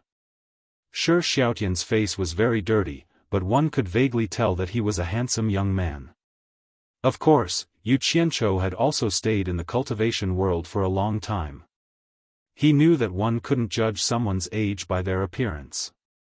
Shi Xiaotian's big eyes looked at this newcomer blankly. Yu Qianzhou smiled at Shi Xiaotian in a friendly manner. However, Shi Xiaotian didn't seem to appreciate it. He only told Shi Xiaotian to follow him and didn't say anything else. He brought him to get the mining tools. The tools were very simple. A custom-made pickaxe and a basket that could be carried on one's back. After they were done, Shi Xiaotian slowly told him some of the rules and the 2 of them returned to the cave. Actually, Yu Qianzhou really wanted to ask him what was the so-called magical equipment that could be checked. However, Shi Xiaotian didn't answer any of his questions. The mining rules didn't sound difficult. He just didn't know how to do it. Each person had to hand in a high-grade spirit stone every day. In other words, you could take 100 middle-grade spirit stones or 10,000 low-grade spirit stones. If you couldn't complete the task, you couldn't rest or eat. For cultivators, this wasn't the most important thing. Even if you couldn't eat or rest for a day or 2 before reaching the core formation stage, it was fine. The worst part was that if you couldn't complete the task today, the difference would be doubled the next day. If you couldn't complete the task in 3 days, the punishment would be based on the difference. As for those who completed the task in excess, the excess could be accumulated until the next time you didn't complete the task. Alternatively, you could enjoy 1% of the excess spirit stones. The miner could choose between the 2 methods. If someone chose the latter, then you had to guarantee that you could complete the task every time. Otherwise, you would still be punished because your previous excess spirit stones had already been used up. The strictest rule was that if someone dared to steal spirit stones or secretly absorb spirit stones in the cave, they would be dead if they were discovered. As for these rules, Yu Qianzhou remembered them. He wasn't worried about being punished for completing the task. Instead, he was thinking about how to steal spirit stones without being discovered while ensuring that he could complete the task. This way, he could continue to stay in the spirit stone cave and continue stealing. In his current situation, if he wanted to increase his cultivation level, he really needed spirit stones. Now that the opportunity was right in front of him, it was impossible for him not to steal. This was because his way of thinking was no different from his previous life. The principle that a horse wouldn't get fat without night grass and a man wouldn't get rich without a windfall was deeply engraved in his consciousness. What worried him the most was the magic tool that Gao Shiping mentioned. If he hid spirit stones in the golden bead, he didn't know if it would be discovered. The sound of snoring echoed in the cave, making Yu Qianqiu very surprised. How could cultivators sleep so soundly? What was the difference between them and mortals? He couldn't figure it out. He really wanted to hide in the golden bead world, but he was afraid that someone would discover his sudden disappearance. He could only endure the three people's continuous snoring. The next day, Yu Qianqiu discovered that everyone here was minding their own business. No one would pay attention to him. He imitated the three people, carrying a basket on his back and carrying a pickaxe. He followed them to the entrance of the spirit stone mine. He stood in the crowd and looked around, looking very different. Especially his clothes, which were many times cleaner than the others, were very eye-catching. Chapter 20. You. Don't look around. I'm talking to you. Come here. The supervisor at the cave entrance pointed at Yu Qianqiu and shouted rudely. Only then did the latter realize that the people in front of him had already gone in. He hurried over. The supervisor took out a bronze mirror and shone it at him. A white light flashed on the mirror. Could this be a magic tool? While he was still puzzled, the supervisor pushed him into the mine. You're dressed like a dog. Next. He heard the words of the supervisor behind him, but he didn't think much about it. He looked around the mine. It was pitch black. He really didn't know how to dig spirit stones in this kind of environment. He slowed down and walked in. After his eyes gradually adapted to the darkness, he heard the sound of several people running in. Gold ingots dropped in front? He really had to give it to them.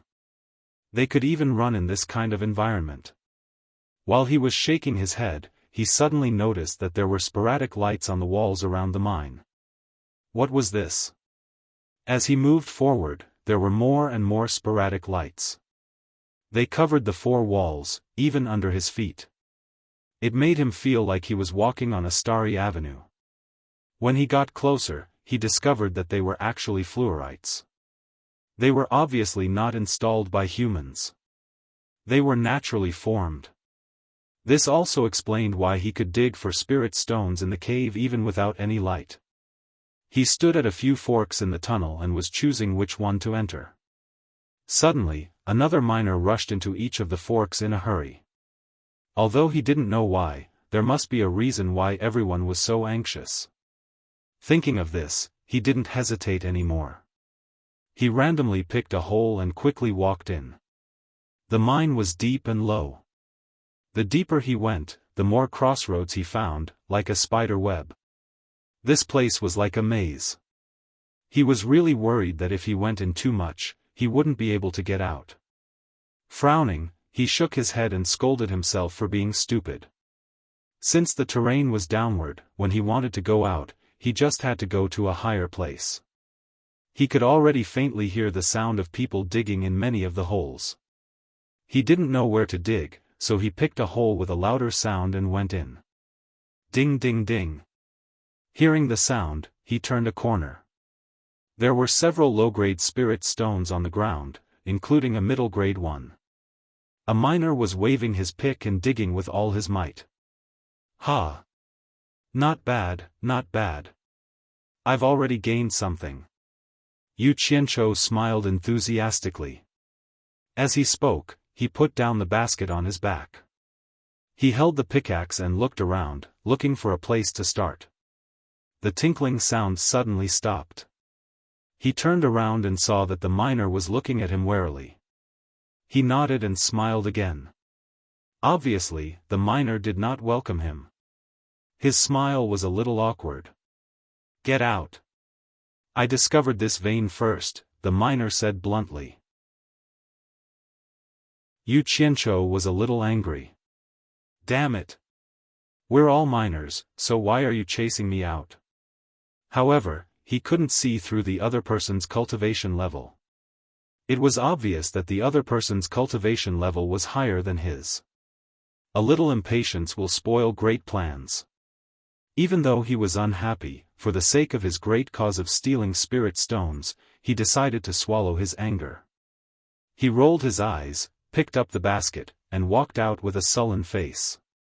What happened next was the same. In every small hole, there was a person digging. When they saw him, they would bluntly announce, "This is my territory, get out." What made him most discouraged was that almost everyone he saw had a higher cultivation level than him. He wanted to find someone to vent his anger, but there was no one to vent it on. Now he finally understood why those people ran after entering the mine. They were all afraid that the spirit stone vein they discovered last time would be taken by someone else, so they rushed to take over. In a fit of anger, he walked towards the deepest part of the mine. He didn't know how many years he had been digging, how long he had walked, and how many turns he had taken. Finally, he reached the end of the mine. "Damn it! There shouldn't be anyone chasing me out here." He cursed and put down the basket. He held the pickaxe in his hand and couldn't help but feel excited. In front of him was a dead end. It was as if he could see the spirit stones waving at him. He raised the pickaxe with both hands and started digging. Ding! "Damn it!" Yu Qianzhou screamed and threw the pickaxe to the side. He raised his numb hands and sighed. He shook his hands and picked up the pickaxe to test it on the surrounding walls.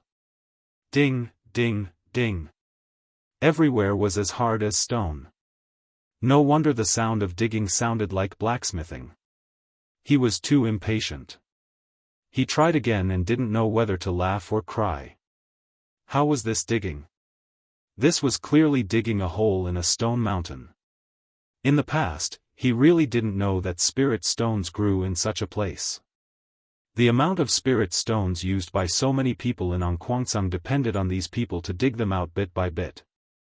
Even though he heard that there were other spirit stone mines in other places, the miners there probably didn't have it easy either. He tried to inject qi into the pickaxe. Ding, ding, ding. Sure enough, it started digging. Yu Qianzhou was extremely excited. He swung his arms and dug with all his might. It was good to have enthusiasm for work, but not being able to produce results was often the most painful thing. He dug for a long time. Not to mention spirit stones, he didn't even see a single hair. With the continuous consumption of the qi in his body, he was unable to keep up with the expenditure. At this rate, he would die of exhaustion before he could dig up any spirit stones. He wasn't a reckless person. He immediately stopped and decided to figure out what the problem was. Based on the limited common sense from his previous life, the first thing he could confirm was that things such as gold and precious stones all had their own veins and directions. He believed that the same principle applied to spirit stones. The fluorite that could be found everywhere should be associated with spirit stones. This cobweb-like hole must have been dug by the miners in the past. If they stopped here, did it mean that there were no more spirit stones ahead? He didn't understand this point, so he couldn't make a judgment. He wanted to find someone to ask, but the miners here would probably get the same result. No one would tell him. What a headache. Damn it. Why am I so stupid? Yu Qianzhou slapped his forehead in annoyance. Sister Bai's fox clan was an expert in digging holes. He should ask her. He carefully looked around. After confirming that there was no one, he picked up the tool and disappeared. Sister Bai, help. Yu Qianzhou, who returned to his own territory, shouted a few times and stopped. A forest suddenly appeared in front of him. The bamboos were swaying, and a familiar melody came from the forest. If it wasn't for the purple chaos around him, he would have suspected that he had gone to the wrong place. He walked into the forest in doubt. A green and exquisite bamboo house appeared in front of him. The style was very retro. The bamboo house was surrounded by a bamboo fence. There was a small bamboo pavilion inside, and a beautiful woman in white was playing the zither and singing. Who else could it be if not the white fox? Yu Qianqiu, who was relieved, looked around again and smiled with satisfaction. Looking at the white fox playing the zither and singing, he couldn't help but admire it. As expected of an artist, its aesthetic standards were higher than ordinary people. The forest surrounded the bamboo forest, and the bamboo forest surrounded the bamboo house. The environment was quiet. He didn't expect that the thing he had thrown in a few days ago would be turned into this by the white fox in just a few days. The layout was appropriate and pleasing to the eye. He walked in with a smile. Although the white fox didn't even raise her head, with her late-stage tribulation passing stage cultivation, she would definitely know that he had come. Yu Qianqiu walked to the pavilion and called out, "Sister Bai." Unexpectedly, the white fox didn't pay attention to him. She didn't even raise her head. Yu Qianqiu's heart skipped a beat. She had a problem with him. He didn't know how he had offended her, but it wasn't a good thing. He was just about to ask her for help. Yu Qianqiu sat at the side with a mischievous smile. He stuck his head out and said, "Yo. Whose beauty is playing the zither?" "Beauty, this young man greets you." Beauty, beauty, beauty. To be honest, after this younger brother left her here, she couldn't even see his shadow for a few days. It made her feel like she had just been released from captivity and was trapped again. How could she not be angry? However, she couldn't do anything about this shameless person. She ignored him, but he kept calling her beauty. The sound of the zither stopped. The white fox's face turned slightly red. She raised her head and said angrily, "Do you still remember that you have a sister like me? If you have the ability, then don't come back. Are you digging for spirit stones?" The last sentence was said when she saw the thing in Yu Qianqiu's hand. Yu Qianqiu was stunned. The white fox's words made him feel a little strange. It was like a wife who had been living alone at home for a few days and finally saw her dead husband. The thought flashed through his mind. He avoided the question and replied, "Sister's eyes are really sharp. You saw through it with one look." He then told the white fox about how he was punished to do hard labor in the spirit stone mine. However, he hid the fact that he had wronged Wu Baoru. This kind of feeling was understandable. No one would want to expose their despicable and shameless side to the public.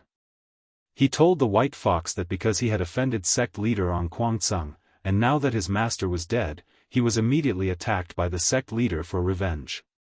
He was sent to the spirit stone mine to do hard labor. If he couldn't complete the task, he would face severe punishment. A dignified sect leader is actually so narrow-minded. The white fox frowned. She stared at the smiling face in front of her and said, "You have the golden bead. If you want to escape, no one in Guangcang can stop you. Could it be that you are here to ask for my help?" "Huh. Sister is wise. I haven't even said it and you already know."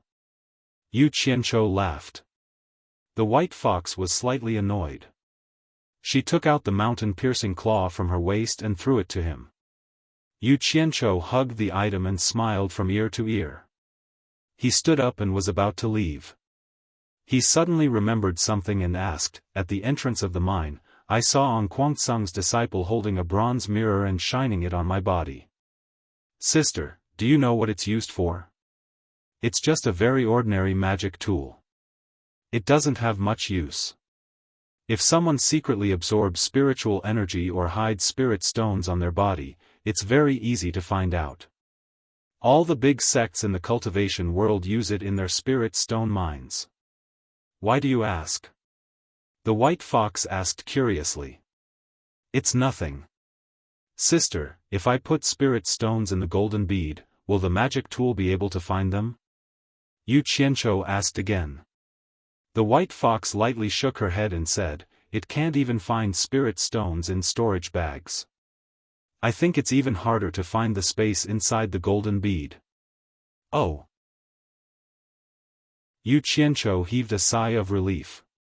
He nodded and said, "I was worried to death. Since it can't be found, then I'm relieved.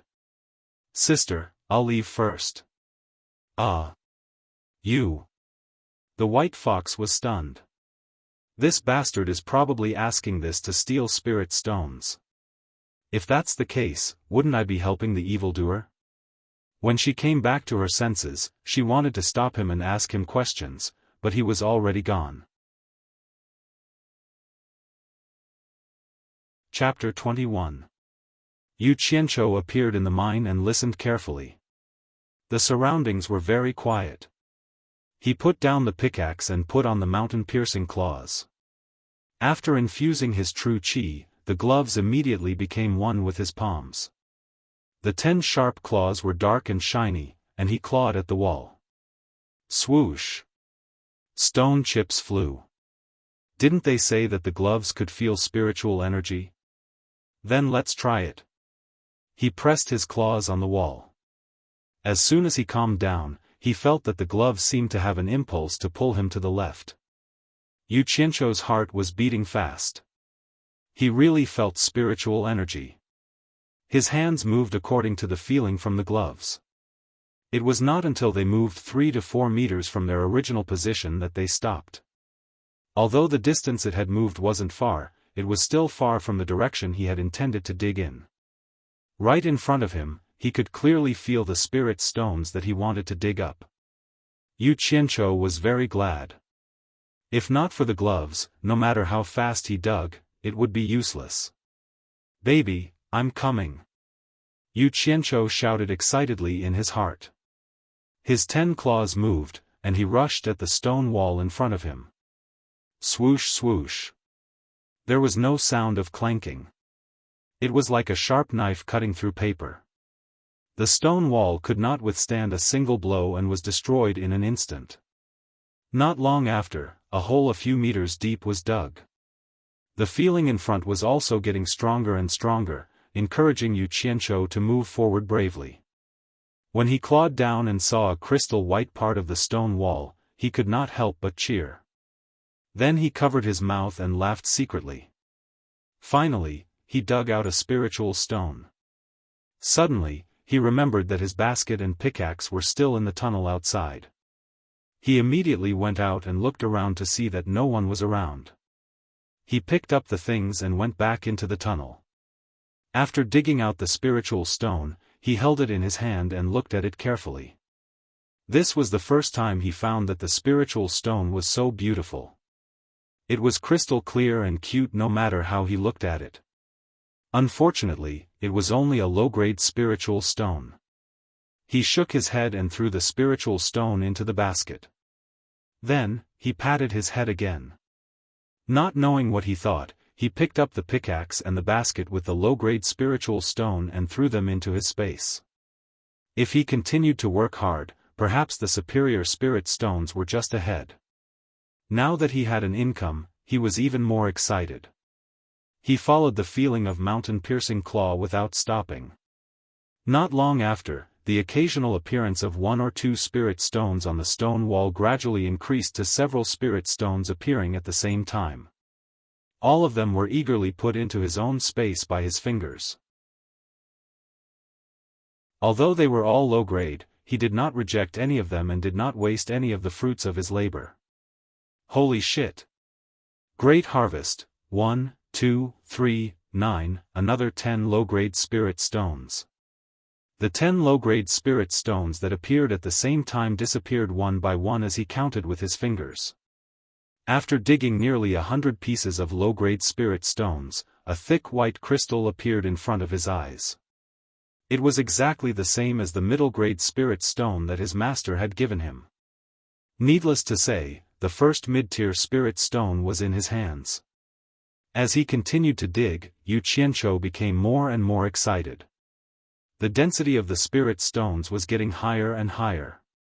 For every 100 low-grade spirit stones, he would find one mid-grade spirit stone. When he had dug out close to 100 mid-grade spirit stones, he suddenly felt something strange coming from his mountain-piercing claw.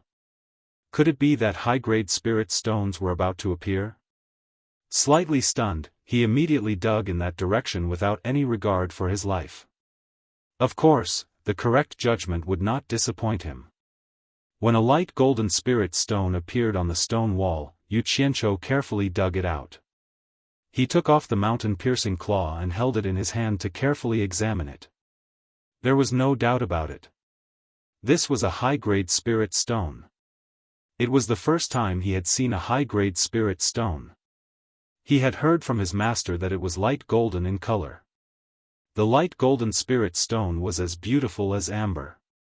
Under the illumination of the fluorite, it exuded an enchanting luster. Looking at it, Yu Qianqiu was dazzled.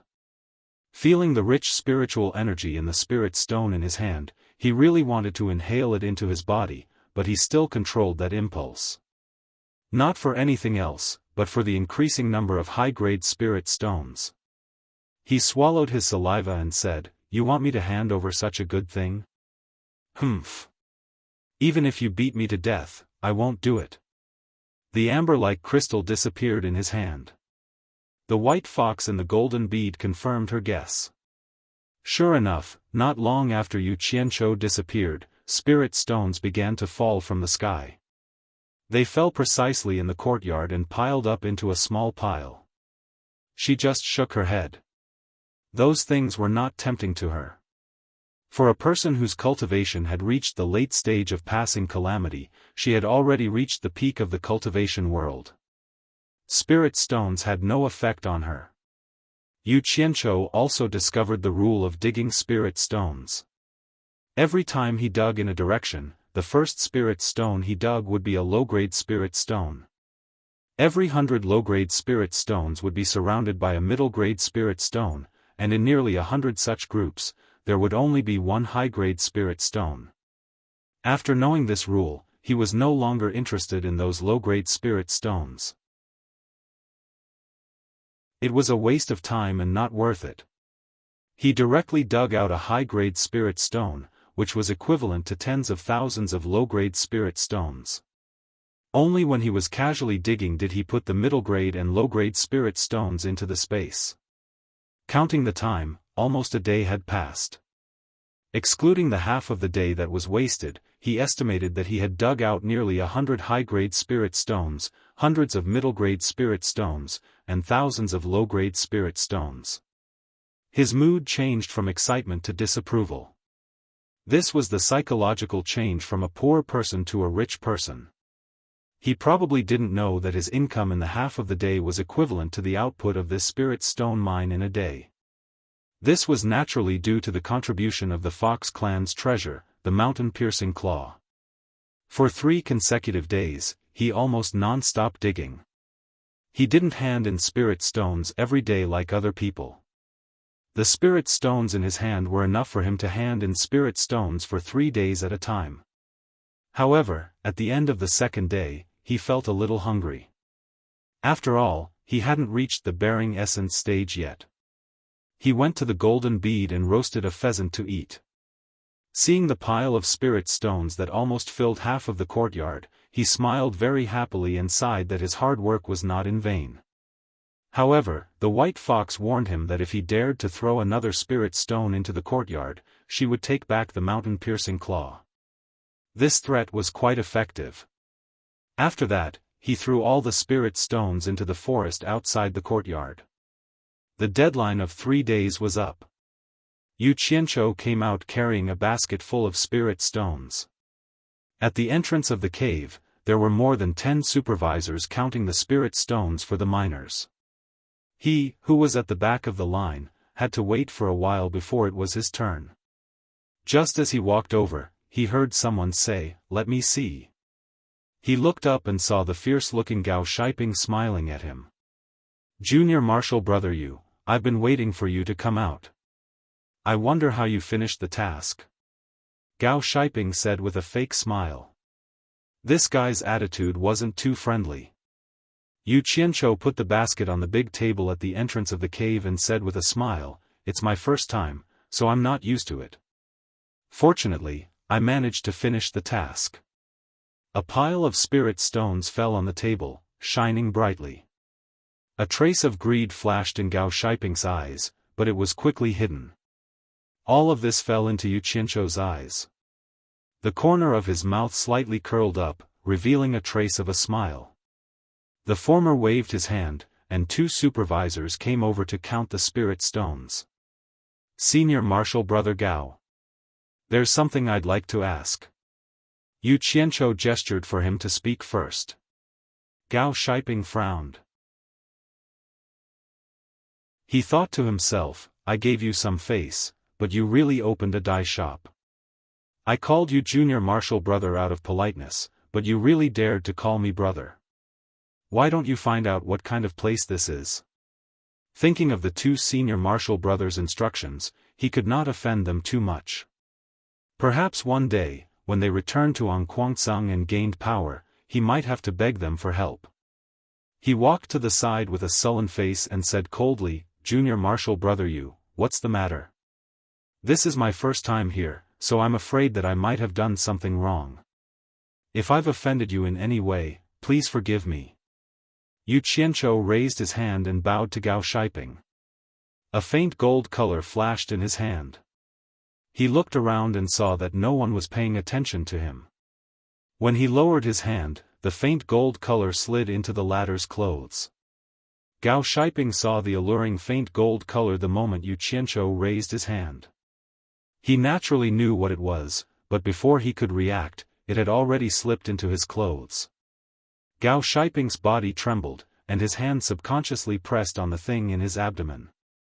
His eyes flashed as he stared at Yu Qianqiu. The temptation of a high-grade spirit stone was too great, and he was considering whether or not to accept it.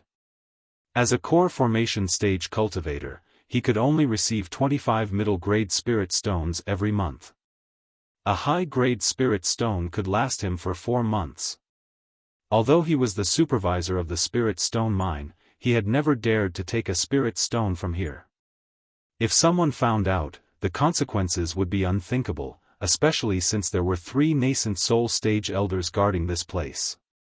Gao Shiping lowered his voice and said, "It's my duty to take care of Junior Brother, but Junior Brother was sent here by the sect to do hard labor. If you can't complete the task or do something you shouldn't do, I can't take care of you. After all, there are 3 elders here, and there are some things that I can't decide." Hearing the meaning behind his words, Gao Shiping could take care of him, but there were some things that he could take care of, and some things that he couldn't. For example, if he couldn't complete the task, or if he stole or absorbed spirit stones. Damn it! He had the heart of a thief, but no guts. Yu Qianqiu rubbed his nose, and patted Gao Shiping's hand that was pressing on his abdomen. He smiled and said, "Senior Brother, don't worry. I definitely won't do anything that would make things difficult for Senior Brother. I just want to live a little more freely here. I believe that this won't make things difficult for Senior Brother." Gao Shiping was still a little hesitant, and the supervisor shouted, "Yu Qianqiu, the task is completed, and you have received 500 low-grade spirit stones. Come over and be inspected. Senior Brother, don't worry."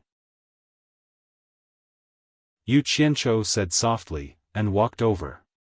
The supervisor took a bronze mirror and looked at it, and didn't find anything unusual. Gao Shiping, who had been watching the scene, let out a sigh of relief, and shouted to the supervisor, "Watch it closely." After saying that, he walked over to Yu Qianqiu and smiled, "Junior Brother, you got more than 500 low-grade spirit stones on your first mining trip. I've been here for so many years, and this is the first time I've seen something like this. I really admire you." He wasn't being polite. If he included the top-grade spirit stone that he collected, it would be 10,500 low-grade spirit stones. This was something that had never been seen among the newbies. Luck, luck, pure luck. I just happened to come across a good vein. Yu Qianqiu said modestly. The two of them chatted and laughed as they left, and the others looked at them in disbelief. Gao Shiping had always been secretly called Butcher Gao, and countless miners had died in his hands. When had they ever seen him being so nice to the miners? Chapter 22. Coincidentally, a supervisor passed by and saw this scene. He smiled and asked Gao Shiping, "Martial uncle, who is this? Sorry to trouble you to accompany us." Yu Qianzhou turned his head to the side as if he didn't hear anything. Gao Shiping's expression sank, and he shouted at the supervisor, "Don't be rude. This is your Yu Qianzhou Shu. He only made a small mistake and was temporarily punished to work here. It won't be long before he goes back. How can you compare him to normal miners? Martial uncle Yu, Martial uncle Yu." The supervisor smiled apologetically. His smile was a little insincere as he muttered in his heart, "So it's that Yu Qianzhou who offended the sect leader. If even this is a small mistake, then most of the miners here can be considered as sinners. Junior brother, don't take his words to heart.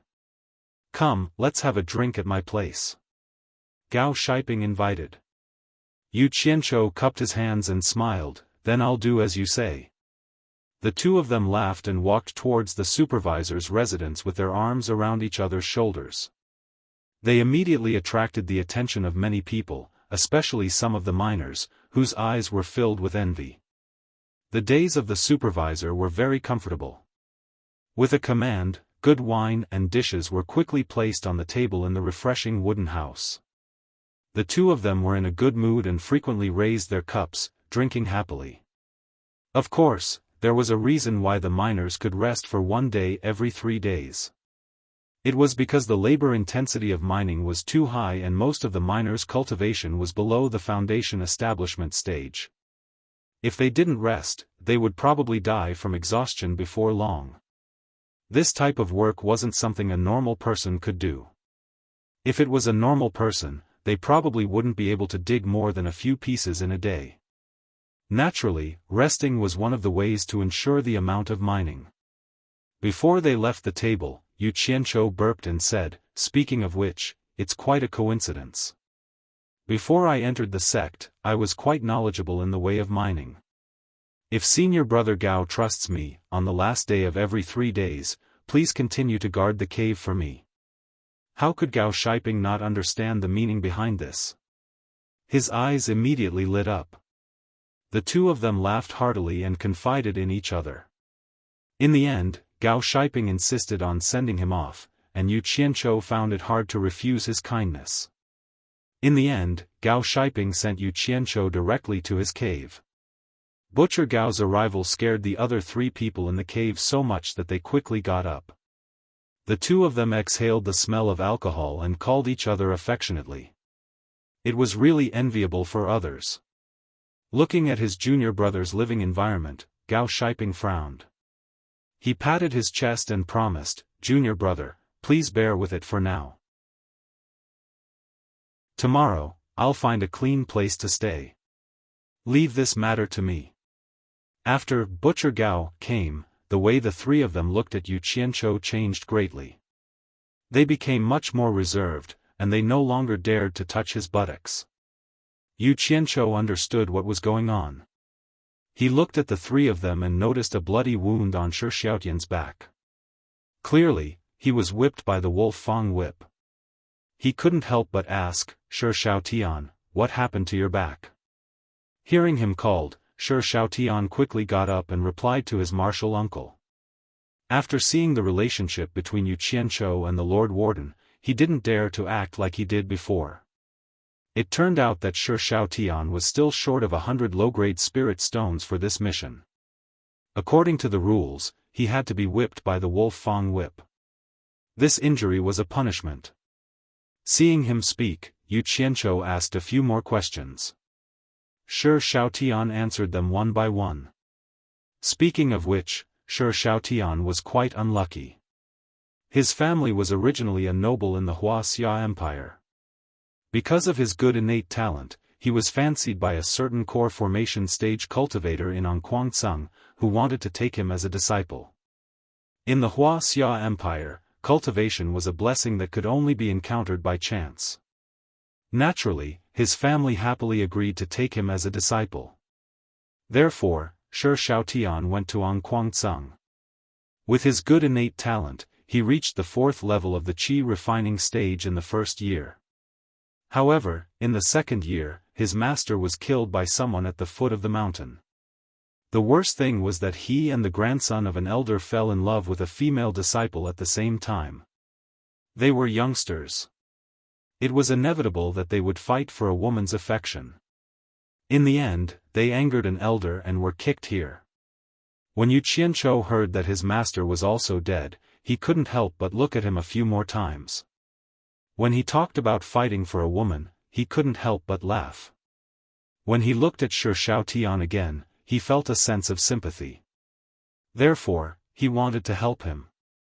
"Tomorrow, you and I will go dig for spirit stones together." After speaking, Yu Qianzhou sat cross-legged and closed his eyes. Shi Xiaotian was stunned. Although he was unwilling, he didn't dare to say anything. Until many years later, when he thought back to that night, he couldn't help but lament that fate played a huge joke on him. From that night onwards, his fate took a complete turn.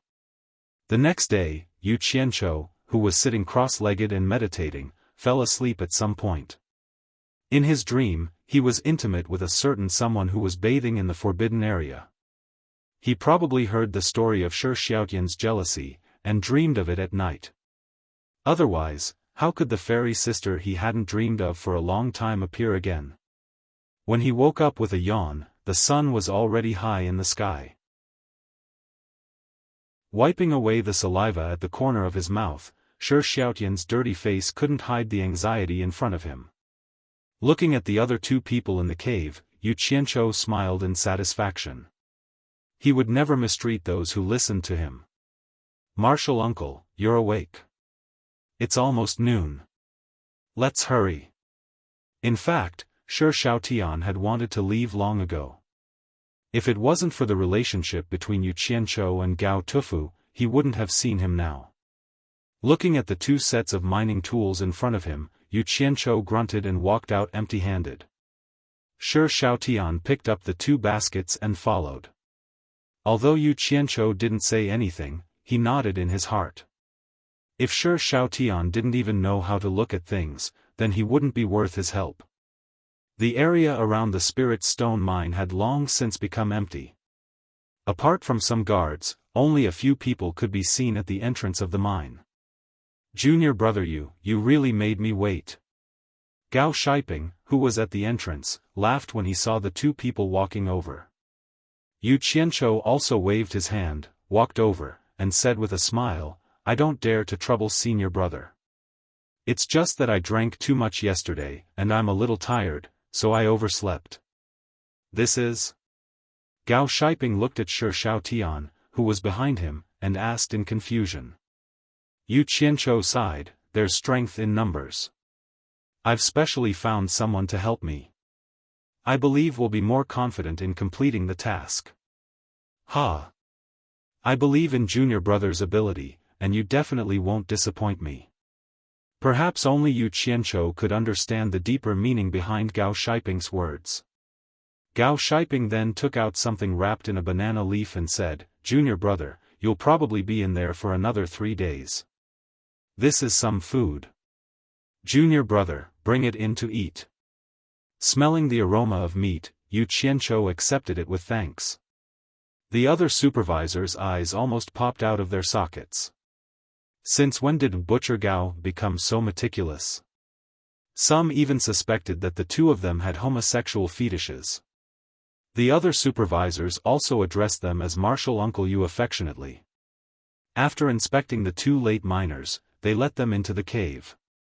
Even Shi Xiaotian benefited a lot from following behind him, and the cold and emotionless Butcher Gao actually nodded and smiled at him. This was really something that only happened once in 1,000 years. Yu Qianzhou slowly walked towards the deepest part of the mine. Shi Xiaotian followed behind him, wishing he could give him a kick. Half of the day had already passed, and he was still so calm. Yu Qianzhou walked all the way to the entrance of the cave that they dug yesterday. He smiled and said, "You didn't eat anything this morning, right? It's all my fault for oversleeping. Come, eat something first. You'll have the strength to work when you're full." As he spoke, he opened the banana leaf and revealed a big pile of fragrant, golden-yellow barbecued meat. He tore off half of it and handed it to Shi Xiaotian. Yu Qianzhou took a bite. The taste was really not bad. He was starting to like Gao Shiping, who was willing to work hard after receiving money. He was not like some people in his previous life who did not do anything after receiving money. He hated those people the most. Just as he was enjoying his meal, he suddenly heard someone crying. He saw Shi Xiaotian holding the large piece of barbecued meat and crying. Yu Qianzhou was taken aback. He asked curiously, "Why are you crying?" "Martial uncle, little Tian has not eaten meat for a long time. Little Tian is homesick." Shi Xiaotian wiped his tears and sobbed. "What a child." Yu Qianzhou swallowed the meat in his mouth and said, "Damn. I was wondering what you were doing. You're crying like a girl. Hurry up and eat. We'll work after eating." Therefore, the two of them squatted in the deepest part of the mine, hugging the barbecued meat and gnawing on it. The sound of chewing echoed. After eating, Shi Xiaotian patted his stomach happily. Yu Qianzhou asked him to take his tools and brought him into the cave that he had dug. When Shi Xiaotian saw the exposed spirit stones all around the cave walls, his eyes immediately widened in disbelief. It was obvious that someone had dug this cave before, but why were the spirit stones right in front of him left untouched? Of course, he did not know that these were leftovers from Yu Qianzhou's digging. He was too lazy to pick them up. Yu Qianzhou pointed deep into the cave and said, "I found this. There are more in there, just like here, there are exposed spirit stones. Just a few of them will be enough for us to finish our mission for 3 days. Little Tian, I asked you to dig enough for 2 people for 3 days. Will you do it?" Shi Xiaotian nodded excitedly and said, "Don't worry, martial uncle. You can rest at the side and leave it to me. It won't take much effort to dig these spirit stones." "Damn it! Do you think I brought you here to slack off?"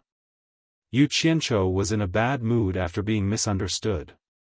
The muscles on his face twitched as he explained, "I didn't leave this place to you to rest. I'm going to look for a better vein of ore. We can't just ignore what happened today and ignore the future." Hearing that Yu Qianzhou was going to find a better mine, Shi Xiaotian immediately patted his chest and said, "Don't worry, martial uncle. Leave this place to me." Why did it sound like he was comforting someone who was about to die? Yu Qianzhou rolled his eyes and said, "Don't go out for the next 3 days. Don't worry and dig here. I'll bring you something to eat. Remember to dig it clean. Don't waste the exposed spirit stones." After Shi Xiaotian agreed, he was too lazy to say anything else. He turned around and went to find a good place to dig for spirit stones. Chapter 23. The next day, Yu Qianzhou, who had a bountiful harvest, found Shi Xiaotian with 2 roasted hares. He saw that Shi Xiaotian was grinning from ear to ear and was happily digging. The 2 baskets were filled to the brim, and there was a big pile on the ground. Yu Qianzhou was shocked. He looked at where he dug and asked, "I think we've only dug 1/3 of the place. There's already so much?" Shi Xiaotian smiled and said, "Uncle Master found a great place. We've dug enough to hand in 7 or 8 times. It's just that it's not easy to transport so many spirit stones." Yu Qianzhou didn't expect to miss so many spirit stones. He said in a deep voice, "We can't hand them over all at once. We have to hide the rest for a rainy day. I've found a good vein." "Ah! Uncle Master really found a good vein. That's enough for us to dig for a long time. Shi Xiaotian jumped in joy. Eat something first. Yu Qianzhou passed a roasted hare to Shi Xiaotian. While eating, he said, "Later, I will find a place to hide these spirit stones." Then he looked at Shi Xiaotian's reaction. If the latter showed even the slightest bit of hesitation, he would have to reconsider their future cooperation. To his satisfaction, Shi Xiaotian bit the hare and said without hesitation, "I'll follow Uncle Master's decision." In fact, Shi Xiaotian's thinking was simple. The spirit stones here saved time and effort. Uncle Master could even bring him to such a good place. What was there not to trust? Moreover, he could bring food in at any time. He could be considered to be very capable here. Good. Yu Qianzhou praised and said, "Don't call me Uncle Master in the future. It's making me old." That's not good, right? Shi Xiaotian let go of the hare. In this era where the hierarchy was strict, how could one not know one's seniority? Yu Qianzhou waved his hand and said, "There's nothing bad about it." "All right, then what should I call Uncle Master?" He. The corners of Yu Qianzhou's mouth curled up slightly, but the smile froze on his face. Then, he sighed with a pair of confused eyes, "Call me boss." Boss. Shi Xiaotian muttered to himself, "Why does it feel like a secular gang name?" "Yes, just call me boss." Yu Qianzhou's eyes lit up as he stared at him and said, "Little Tian, as long as you follow me wholeheartedly, I guarantee that you'll have a good life in the future, and I'll even bring you home." Shi Xiaotian, who felt that his future was bleak, seemed to have no other choice. He nodded and said, "I'll follow you, boss." Quack. Just you wait, cultivation world. I, Hu Han San, am back. Yu Qianzhou laughed maniacally. That boss really made him feel good all over. Shi Xiaotian was stunned. Boss, who's Hu Han San? Yu Qianzhou smiled sheepishly. He's also a boss. After you finish eating, continue digging. I'll find a place to hide the spirit stones. The place he was talking about was naturally inside the golden bead. After 3 days, Gao Shiping, who was at the entrance of the cave, saw the two of them with a smile on his face. Yu Qianzhou secretly stuffed another high-grade spirit stone into his hand. The former was overjoyed. Sect leader on Guangzhong only got one high-grade spirit stone a month, but Gao Shiping got one every 4 days. At this rate, it would be amazing. That's strange. The supervisor who counted the spirit stones for Yu Qianzhou and Shi Xiaotian muttered. Gao Shiping, who was chatting with Yu Qianzhou, suddenly shivered. He turned around and asked, "What's wrong?" The supervisor replied, "The two of them have collected so many middle-grade and low-grade spirit stones. How could there not be a single high-grade spirit stone? Logically speaking, it's not possible. This is really strange." Yu Qianzhou, who had a guilty conscience, was also slightly surprised. When he heard that it was this question, he heaved a sigh of relief. He glanced at Gao Shiping meaningfully. Gao Shiping almost fainted. He thought to himself, "I thought it was something serious. He gave me the high-grade spirit stone. How could you see it from there? This guy is too meddlesome. Looks like he needs to adjust." He then shouted, "What kind of spirit stone you get is a matter of luck. If you have any objections, I can let you have a taste of mining. I only have one question for you. Have they completed their task?" When the supervisor heard that he was asked to mine, he immediately shivered. He quickly replied, "Completed, completed." Both of them exceeded their quota. Gao Shiping snorted coldly. When Yu Qianzhou and Shi Xiaotian were done checking, he pulled them out for a drink. The supervisor was so scared that he was in a trance for a long time. In a wooden hut, wine and dishes were already prepared. Gao Shiping smiled and said, "Junior Marshall Brothers' place is too dark and damp. This place is for you to stay temporarily. Come, let's drink. Yu Qianzhou did not stand on ceremony. After thanking Gao Shiping, he raised his cup and drank with him. Shi Xiaotian, who was at the side, ate and drank at the same time. He thought to himself that he had really followed the right person. There were so many delicious dishes that he did not even dare to think about in the past. He kept pouring wine for the two of them. After eating and drinking, Gao Shiping left.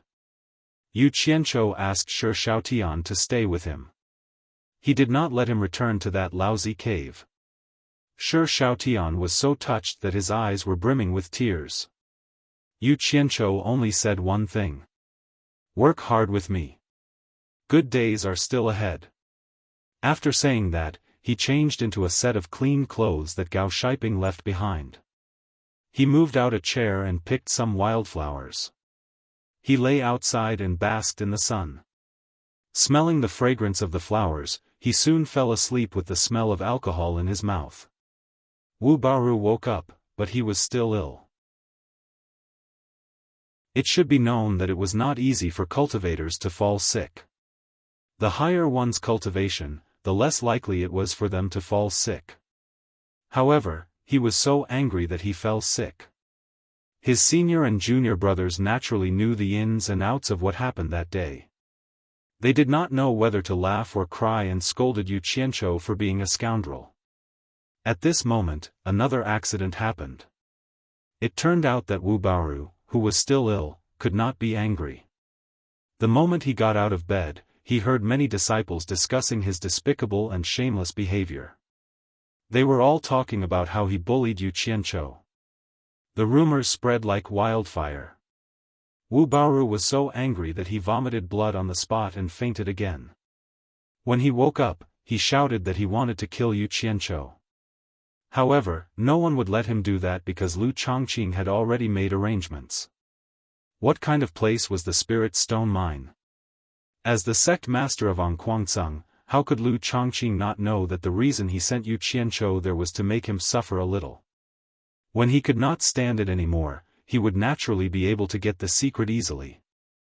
Lu Wanwan was one of the elders of Anquangceng. Today, he was entrusted by the sect master to look for Yu Qianzhou at the Spirit Stone Mine. Before he left, he brought a few outstanding disciples and grand disciples with the purpose of letting everyone gain experience. Among them was Yu Qianzhou's fairy sister, Chu Ping. Hearing the news, Gao Shiping hurriedly used his qi to dispel the smell of alcohol and hurriedly welcomed them. Lu Wanwan did not reveal the main purpose of this trip. He only told him to bring his disciples to gain experience. Gao Shiping, who thought that the elders were here to inspect the work, heaved a sigh of relief. He immediately nodded and bowed as he personally led everyone to explain. When they saw the few sets of torture tools in the mine, everyone sucked in a breath of cold air, especially when they saw the legendary Wolf Fang whips of the Spirit Stone Mine. The ferocious barbs on the whips were frightening. Anyone could see that the dark red color on the whip was dyed with blood. At the side, Chu Ping could not help but ask, "Martial Uncle Gao, will the newcomers also suffer from this whipping?" Gao Shiping did not know why she asked such a question. He laughed and said, "Very few newcomers can complete the task. Most of them will not be able to escape this calamity." After saying that, he led everyone to the miners' residence. In the dark and damp cave, a few miners huddled together and were sleeping on the ground. When Gao Shiping walked to almost every cave, he shouted, "Wake up." The sleeping miners immediately jumped up as if it was a conditioned reflex. They stood together trembling with fear, not daring to make a sound. Looking at these skinny, dirty miners with tattered clothes, everyone could not help but sigh. Compared to Mount Qingguang, this place was simply hell on earth. They were all Anquangceng disciples, but they did not expect the disparity to be so big. They all thought, in the future, we must not end up like this. Lu Wanwan's purpose for coming here was to find Yu Qianzhou. Therefore, he patiently followed everyone to look at the caves one by one. In the end, after looking at all the caves, he did not see Yu Qianzhou. Instead, he saw many familiar faces. Although they were all disciples of the younger generation, they had all treated him with great respect. Now that they had become like this, he could not help but feel somewhat rueful. Chu Ping also had the same goal. She wanted to see how the scholar was doing, but she was also afraid of seeing an unsightly and miserable sight. She could not tell what kind of mentality she was in. In the end, she did not see anything. She could not help but become even more worried. She thought, it said that people dying in spirit stone mines is a very common thing. Could it be that he also, Marshal Nephew Gao, are all the miners here? Lu Wanwan had some doubts in his heart and asked with a frown. Gao Shiping said respectfully, Marshal Uncle, you know that some of the disciples have been taken care of by certain sect elders. Naturally, it is not good to leave them here. If Marshal Uncle wants to see them, please follow me. Seeing Lu Wanwan nod his head in agreement, Gao Shiping led everyone towards a row of wooden houses on the opposite side of the hill. Just as they walked up the hill, everyone smelled a strong smell of alcohol. Lu Wanwan turned his head to look and saw a young disciple sleeping soundly on a reclining chair while basking in the sun. He could not help but frown and ask, what's going on? Actually, when Gao Shiping walked up the hill, he discovered Yu Qianzhou who was basking in the sun. He was so scared that he broke out in a cold sweat and thought, my ancestor, didn't he change a good place for you to sleep? Of all places to sleep, you had to sleep here. This time I'm going to die because of you. Hearing Lu Wanwan's words, he hurriedly ran over and shouted, Junior Marshal Brother Yu, Junior Marshal Brother Yu, hurry up and wake up. The sect elders are here. Yu Qianzhou was sleeping soundly. He turned around and was unwilling to get up. Suddenly, he heard someone say that the sect elders were here. In his mind, he immediately thought of Wu Baoru and immediately had the urge to touch a brick. Unfortunately, he did not feel anything. He immediately jumped up and shouted with sleepy eyes, damn it! Lingering around like a ghost, where is he? Where is he? My ancestor, please have mercy with your mouth. Gao Shiping almost shouted out loud. He hurriedly pulled him and said, Junior Marshal Brother, stop shouting. He's right here. Chapter 24. It's Marshal Uncle Yu. The disciples looked at each other. This was beyond everyone's expectations. Logically speaking, Yu Qianzhou should have been punished to do hard labor, and his fate should have been similar to those miners. At this moment, Yu Qianzhou's clothes were bright, and his mouth was glistening with oil. His body reeked of alcohol, and there were a few flowers in his hair. He looked like he had just woken up, and it was obvious that he was living a comfortable life. Marshal Uncle Lu. When Yu Qianzhou saw that it was Lu Wanwan and not Wu Baoru, he smiled and walked over to greet him. The flowers in his hair swayed as he walked, and it was very conspicuous. The disciples couldn't help but laugh. Gao Shiping didn't know whether to laugh or cry. Junior apprentice brother, pluck the flowers from your hair. Oh!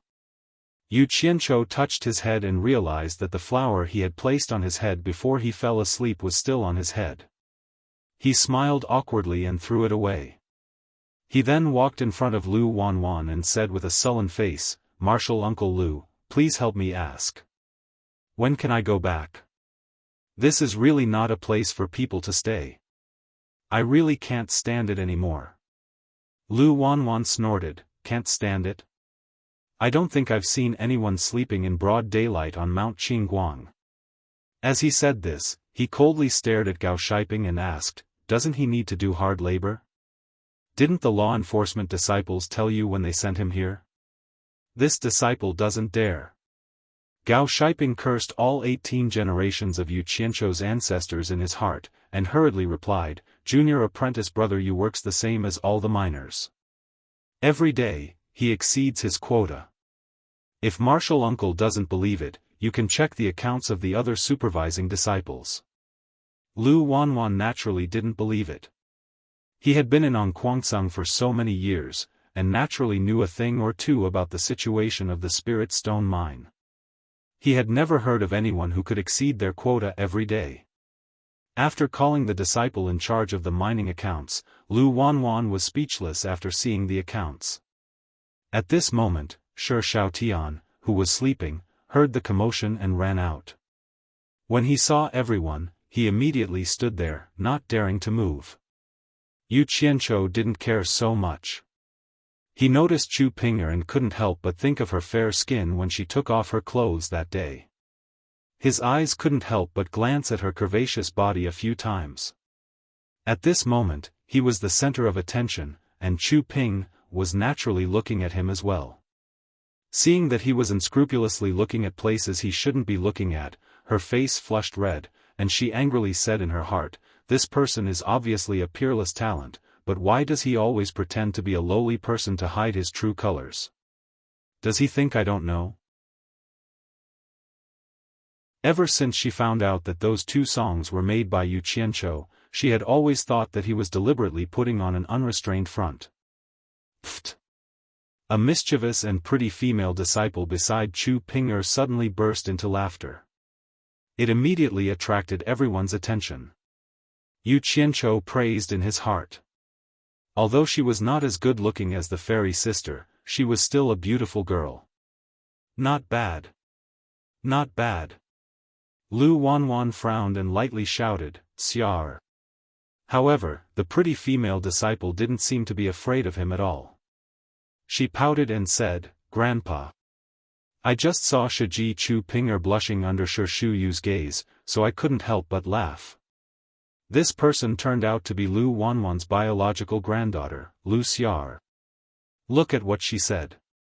Everyone's eyes immediately turned to the two of them. Chu Ping'er's face became even redder, and she lightly pinched Lu Xiar. Misunderstanding, misunderstanding. Yu Qianzhou smiled awkwardly. Suddenly, he was stunned, and stared at Chu Ping'er and said in surprise, "You are Chu Ping'er?" Chu Ping'er nodded lightly. Lu Xiar giggled and said, "Why? You must have heard of my Shiji's name. The two songs that Shiji composed are famous in the whole of Ongquangsung." Seeing that the topic had changed, Gao Shiping, who was eager to hear it, also said in surprise, "So you are Shiji Chu Ping'er? I have also heard of Shiji's talent here. I wonder when I will have the chance to listen to Shiji sing those two songs." Hearing this, even Lu Wanwan sighed and said, "This is not nonsense. Chu Ping'er can really be considered as the most talented woman in Ongquangsung. The two songs that she composed are really the best in the world." Two songs? Yu Qianzhou looked at Gao Shiping suspiciously, and then looked at Chu Ping'er. He seemed to have heard that the latter could sing White Fox. What was the other song? Lu Xiar looked at Yu Qianzhou with her hands behind her back, as if she was looking at an antique. She shook her head and said, "It seems that Shiji is really ignorant.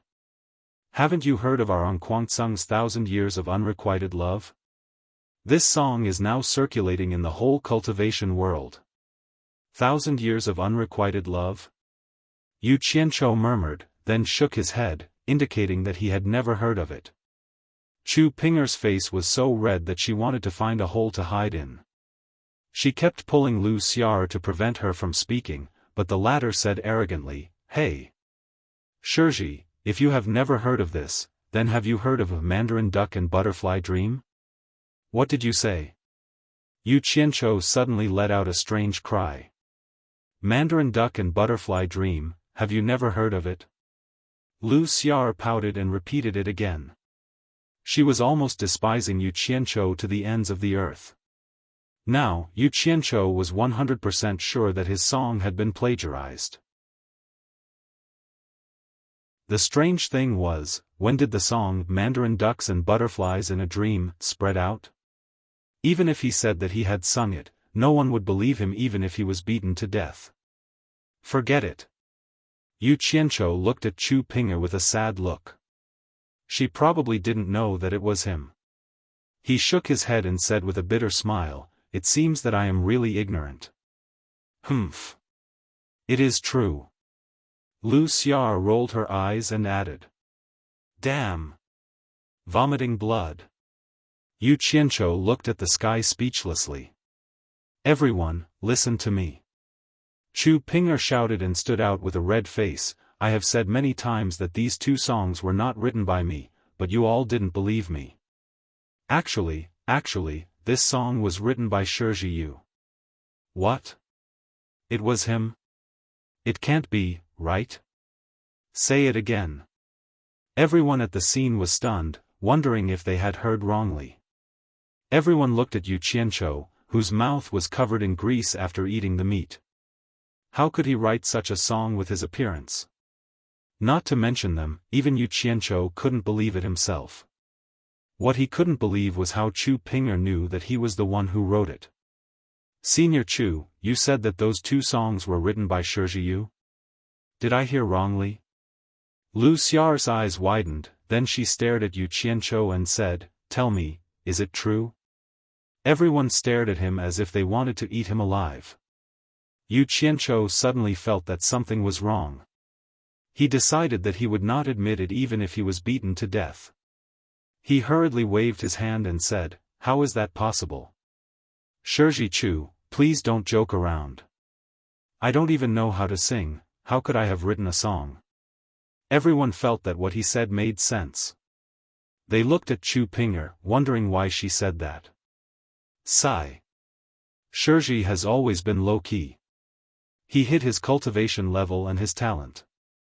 I know that Shiji is not a person who likes to show off, so when people asked me, I didn't say who Shiji was. In the end, everyone thought that I was the one who wrote those two songs, which made me feel helpless. Now that Shiji is right in front of me, does Shiji still want to Chu Ping'er to lie in front of everyone? In the stone cave in the forbidden area, Shiji wrote a song with every step. Chu Ping'er saw such amazing talent with her own eyes. How could it be wrong? Does Shiji still want to deny it? Chu Ping'er said with fascination. Ah! Yu Qianzhou was stunned.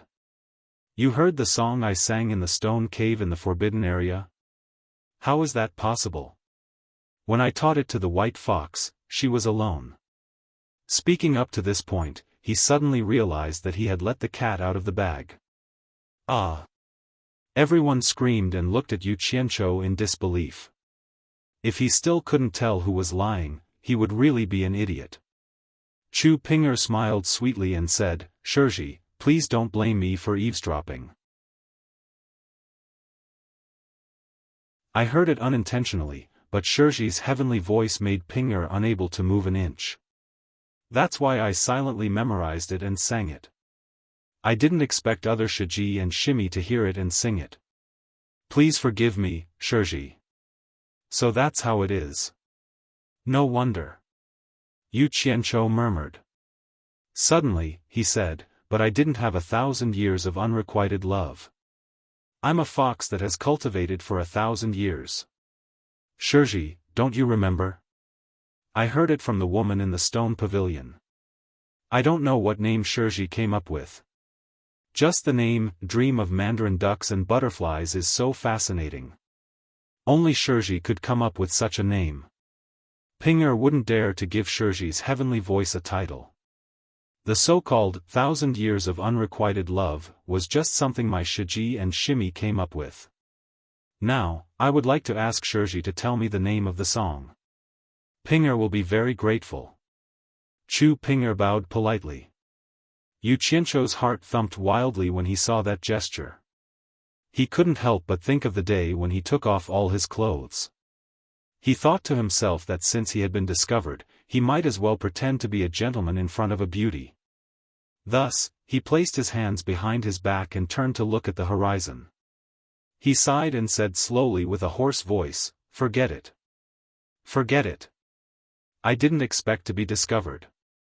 I accidentally overheard my master talking about the woman in the cave. When I saw her, I was inspired and wrote a song for her. The title of the song didn't have any other meaning. I just called it, White Fox. That's right. As for the second song, I saw that she was always depressed and wanted to comfort her. Thus, I wrote a song for her, dream of mandarin ducks and butterflies for her. Shiji Chu, do you have any questions? His words and actions had suddenly taken a 360-degree turn. It was hard for everyone to accept. Chu Ping'er shook her head and said softly, White Fox. So it's called White Fox. It's elegant and not pretentious. It adds the finishing touch to the song. It's a good name. It's much better than the vulgar 1,000 years of unrequited love. Shiji's talent is shocking. Ping'er admires it greatly. I just don't know when I'll be able to hear Shiji's masterpiece again. Damn it. That's fine too. Yu Qianzhou had nothing else to say. He could only wave his hand with his back facing her. As for this matter regarding art, the others didn't seem to understand it. Hearing Chu Ping'er's words, it seemed to be true.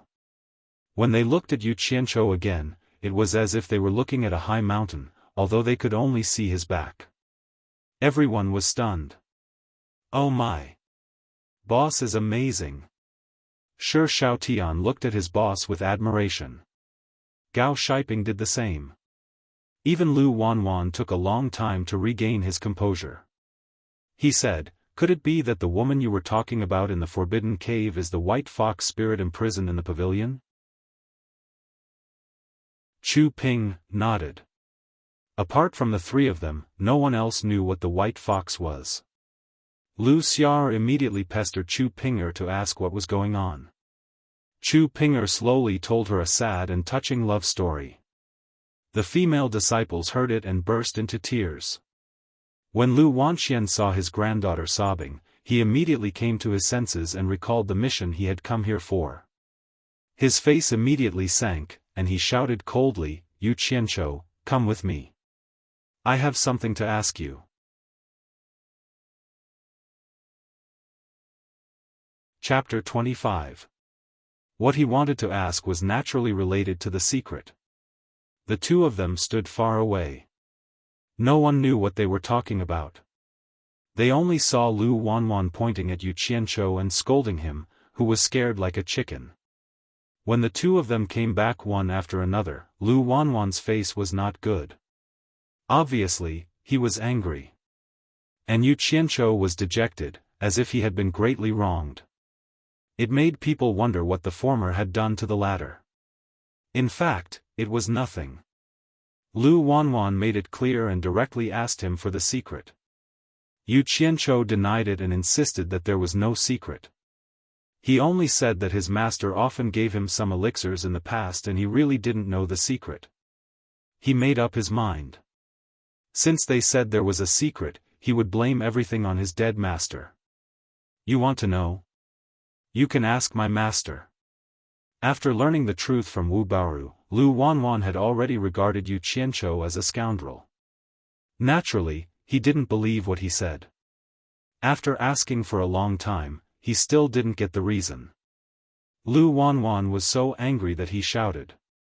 In the end, he even threatened Yu Qianzhou, but Yu Qianzhou still insisted that he didn't know. Lu Wanwan said, You won't tell me, right? You will tell me when you are obedient. The two of them parted on bad terms. Then, he pulled Gao Shiping aside to talk to him with a sullen face. Everyone could see that the atmosphere was a little strange. His granddaughter Lu Xia, however, opened her big eyes carefreely and pestered Yu Qianzhou, asking him to write a song for her. Yu Qianzhou glanced at Lu Xia's exquisite figure that was already beginning to take shape. He cursed the old man in his heart for being so arrogant. If one day you make me angry, I'll make your granddaughter pregnant. Let's see if you can still be so arrogant then. But on the surface, he still pretended to be lost. He smiled bitterly and said, Why should I write a song? It's still unknown whether I can live past this year. Chu Ping and others were shocked when they heard this. Lu Xia asked, Martial uncle, what's wrong? What's wrong?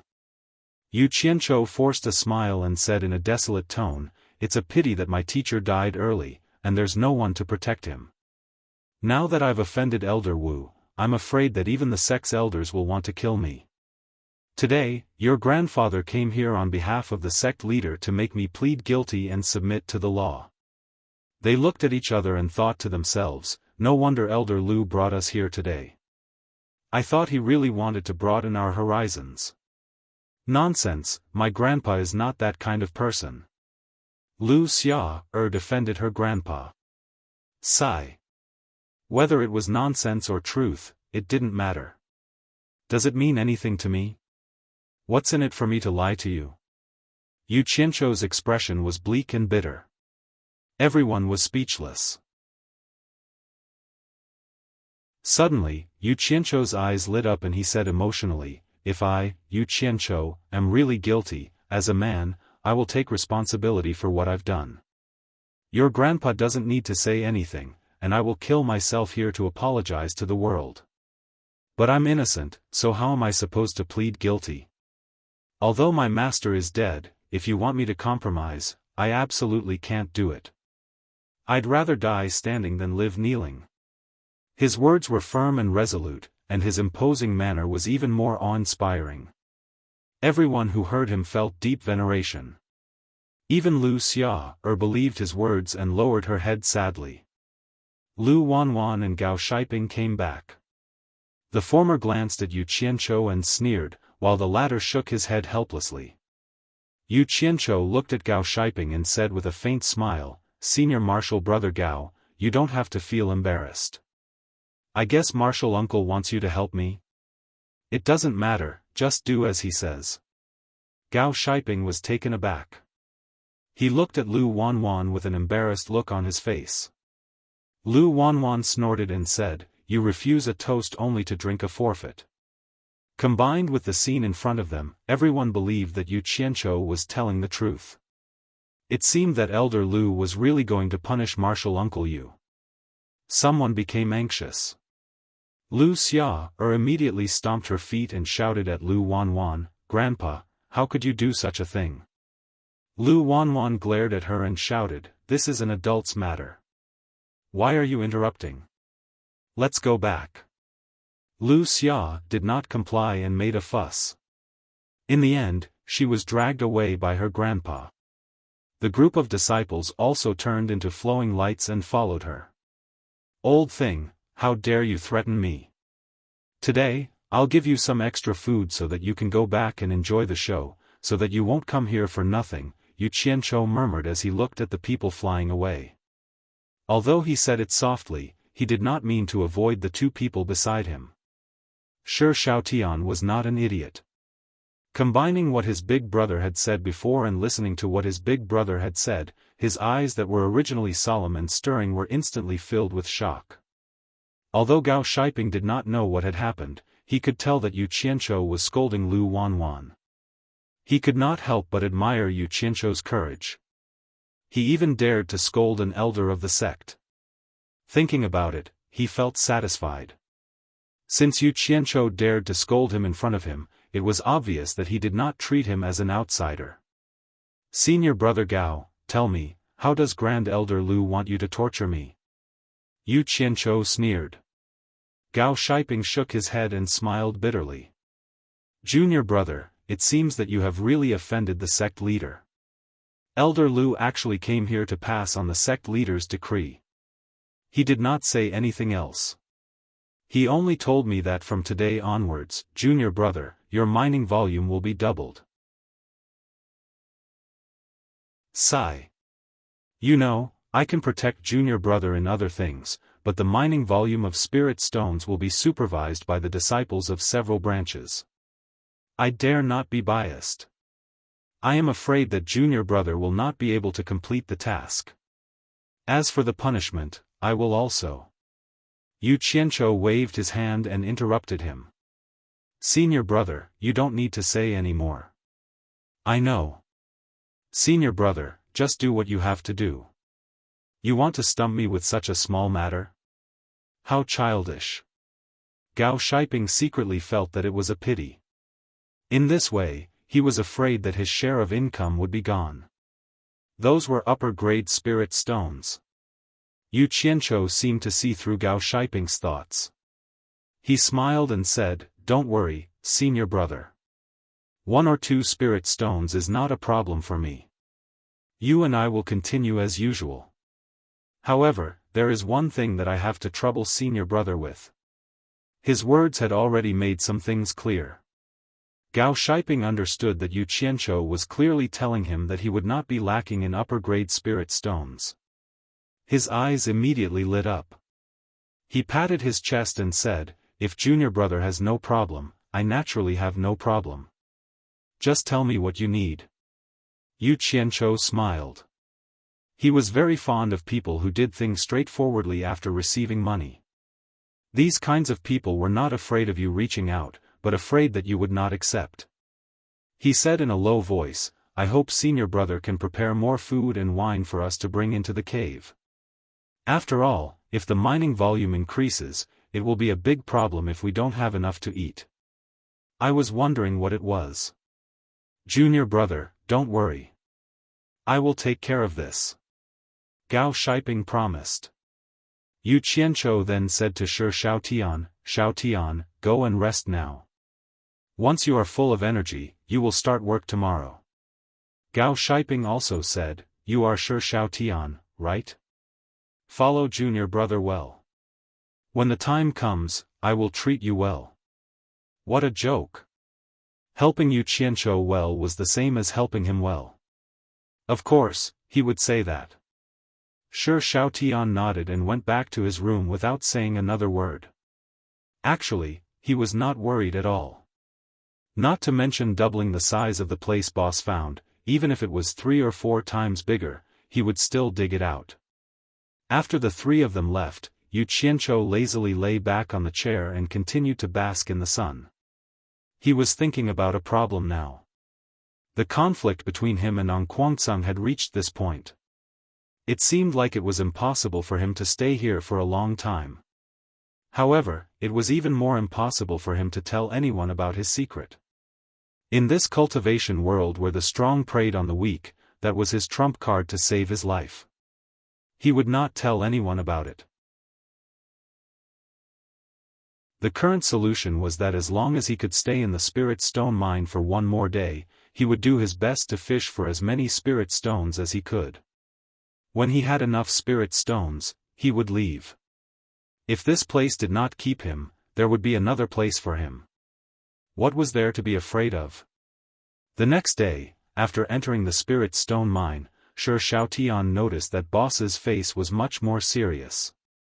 After entering the mine, he did not walk slowly and directly brought them to the mining area. He was secretly puzzled. What was boss worried about? With so many spirit stones, would he be afraid of not being able to complete the task? Before digging, Yu Qianzhou cautiously instructed, "Xiaotian, from today onwards, do your best to mine for middle-grade spirit stones. Leave the low-grade spirit stones for now. We'll talk about it later. Got it?" These 2 days, Xiaotian was already extremely impressed by boss. Seeing that boss was so serious, he understood that he must have his reasons. He did not ask much and nodded heavily.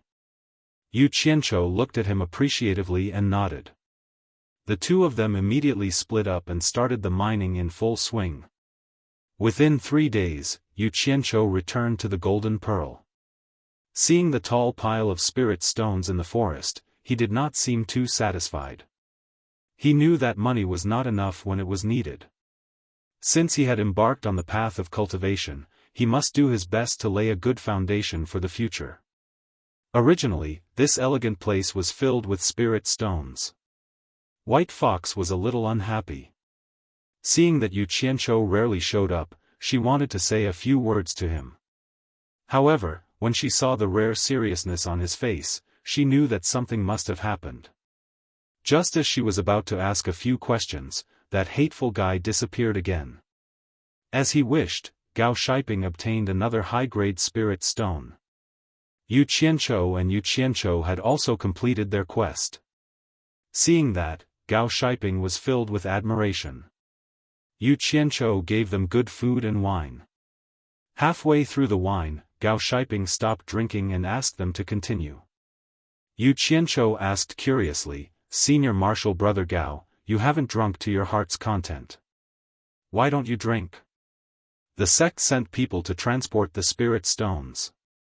I still have something to arrange. Originally, all the miners had to go to work. However, Junior Marshal Brother, you too don't have to. Just drink without worry. Gao Shiping said. Yu Qianchou nodded and saw him out. Not long after the wine and food were finished, Gao Shiping came back with a sad face. He smiled bitterly and said, Junior Marshal Brother, I'm going to break my promise. This time, the elder leading the team is Elder Lu Wanxian. When he saw that you weren't among the miners, he reprimanded me and ordered you to work with the other miners. Junior Marshal Brother, I'm sorry. Damn it. That old fart, he's going all out against me. Yu Qianchou stood up and cursed. However, he had no choice but to go with Shi Shaotian and Gao Shiping. At the cave where the spirit stones were stored, Lu Wanwan, who was standing in front of a group of miners, snorted when he saw Yu Qianchou. This brat's granddaughter had been quarreling with him for the past few days. The dozen elders beside him also looked over. They were all familiar with Yu Qianchou. Seeing that everyone was present, Lu Wanwan took out a small golden dragon from the storage pouch at his waist. He made a few hand seals and shot a few white lights at the little golden dragon. Then, he tossed the golden dragon into the air. The golden dragon emitted a dazzling light and grew with the wind. In an instant, an incomparably huge and lifelike dragon landed in front of everyone. Lu Wanwan made another hand seal. A giant scale on the dragon's abdomen fell down, creating a large hole. The dragon's scale happened to be the stepping stone to enter the cave. Yu Qianchou was amazed. Although he had heard of this transportation artifact before, it was his first time seeing it. After the group of miners was inspected, they were all herded into the cave. The huge cave was filled with bags of spirit stones. Yu Qianchou drooled at the sight of it. Then, they were ordered to carry the bags of spirit stones into the dragon's abdomen. Shi Shaotian was determined to follow Boss closely. If Boss carried one bag, he would carry one bag. Wherever Boss went, he would follow. The space in the dragon's abdomen was really big. With so many miners carrying the stones in an endless stream, it was unknown how many bags they had carried. In short, Yu Qianchou couldn't remember. When they were almost done, the two of them entered the cave again. The cave was already empty except for 2 bags. Yu Qianchou couldn't be bothered to carry the stones anymore. He pulled Shi Shaotian to the side. There would naturally be someone else to carry the stones. As expected, 2 miners directly walked over and carried the bags on their shoulders. Put them down. A familiar voice came from behind. Yu Qianchou turned his head and saw Lu Wanwan staring at him coldly. Lu Wanwan slowly said, You two carry them out. Yu Qianchou was speechless. In his heart, he wanted to bite Lu Wanwan to death. The 2 of them carried the last 2 bags of spirit stones out. Lu Wanwan shouted again, Everyone, get out and accept the inspection. In the dragon's abdomen, the 2 of them put down the spirit stones. Just as they turned around and walked to the door, a red light suddenly fell from the sky. It directly shot into the group of gathered miners. In an instant, a loud explosion sounded. A powerful shockwave blasted out in all directions, along with the shattered corpses. Standing at the entrance of the dragon's abdomen, the 2 of them were dumbfounded. Before they could react, they were pushed back inside by the shockwave. Demonic cultivators are attacking. Disciple on Guangceng, follow me to fight. Lu Wanwan's hysterical shout came from outside. The 2 elders guarding the dragon's abdomen instantly shot out.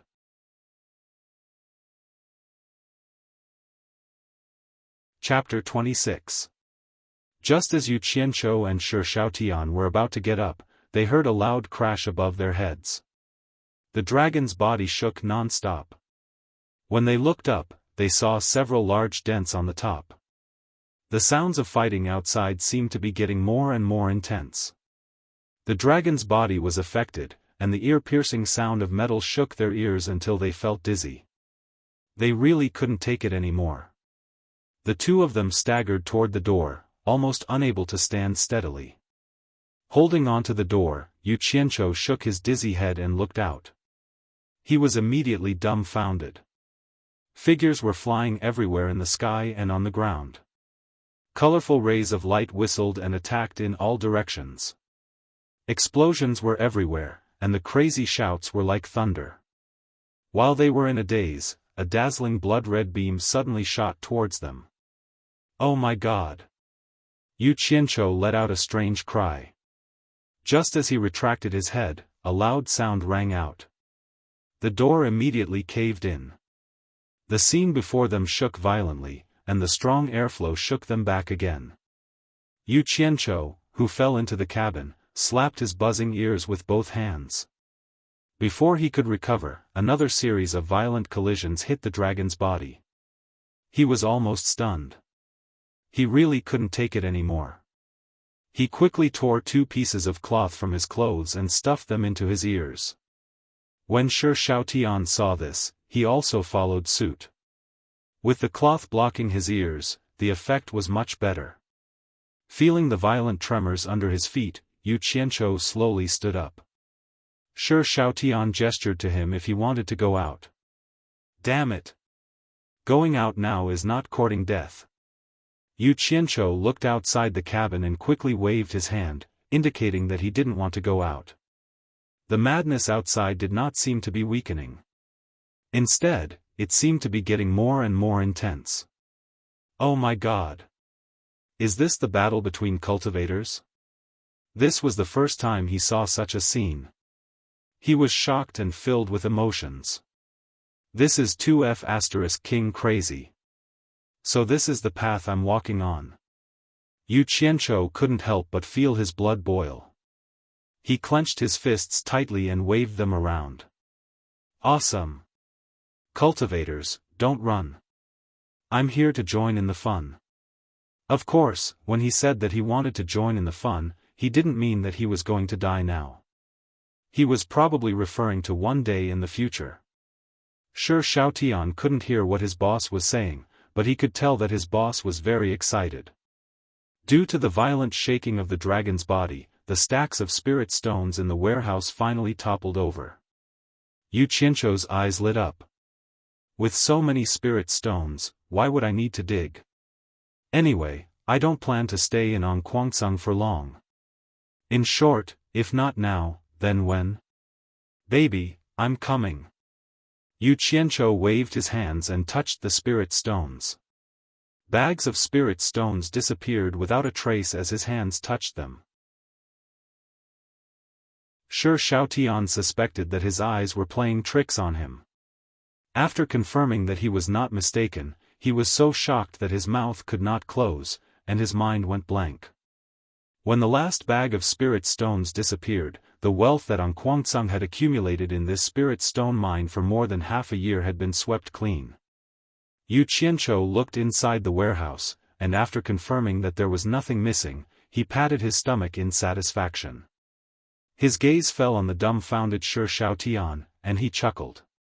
He walked over and said, "I'll send you to a fun place."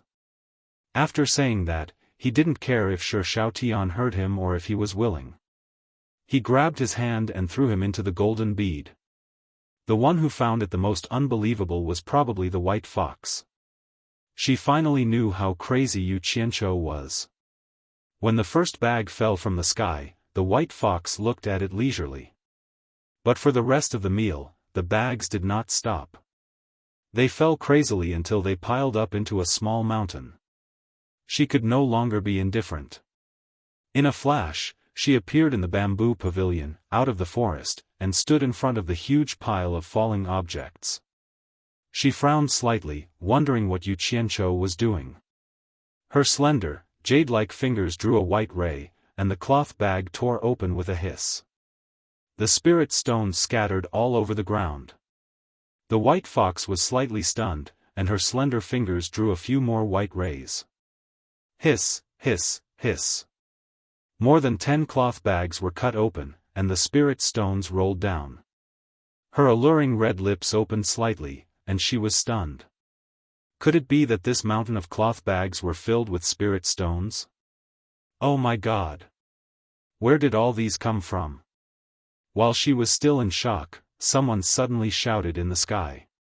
She looked up and saw a figure land on top of the cloth bags and roll down. Xiaotian fell to the ground and got up. A peerless beauty was standing in front of him.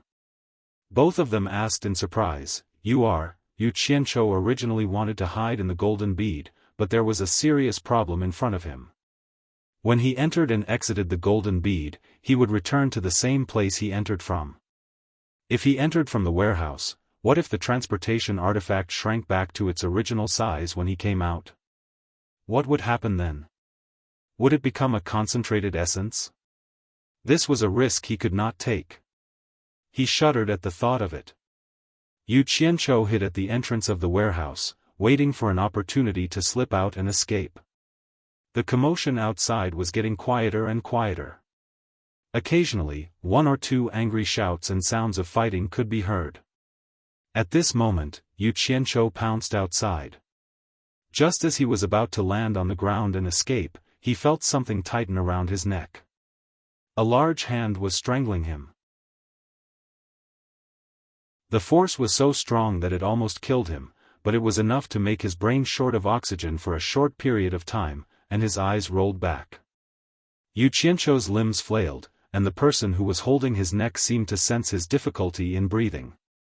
The 5 fingers loosened slightly, and the person held his neck in front of him. Yu Qianzhou also had a chance to catch his breath. Just as he was about to escape, he suddenly saw a group of people floating in the air in front of him. All of them were holding weapons, and among them was an enchanting and charming woman wearing a bright red palace dress. As the wind blew, her 2 fair and slender legs could be vaguely seen in the red gauze, and it was extremely alluring. She was smiling in the direction of Yu Qianzhou. Yu Qianzhou's eyeballs almost popped out. He thought to himself that it was not too late to leave later, and that he should take a look first. The enchanting woman with red makeup looked down and smiled charmingly. Lu Wanwan, it has been 100 years since we last met. I have missed you so much, and I have specially come to meet you today. Why are you holding this kid in front of you? Could it be that people become timid as they get older? Do you need to find a kid to boost your courage? Hee hee. The group of people behind her also burst into laughter. Lu Wanwan, with messy hair and a trace of blood at the corner of his mouth, angrily shouted, "Demonic woman, shut up. Don't think that I don't know what you are planning.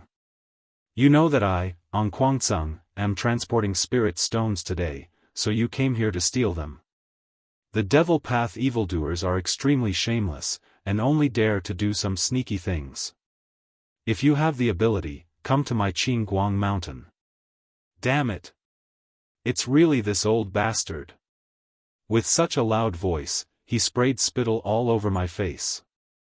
If you want to die, then go ahead and die. Why are you pulling me and not letting go? I've never heard of anyone pulling their own people down with them before they die. Yu Qianzhou could tell that the person who was holding his neck was Lu Wanwan. Hee hee. Go to An Kuangceng. The woman with red makeup laughed tenderly. She stretched out her arms and gently stroked her hair.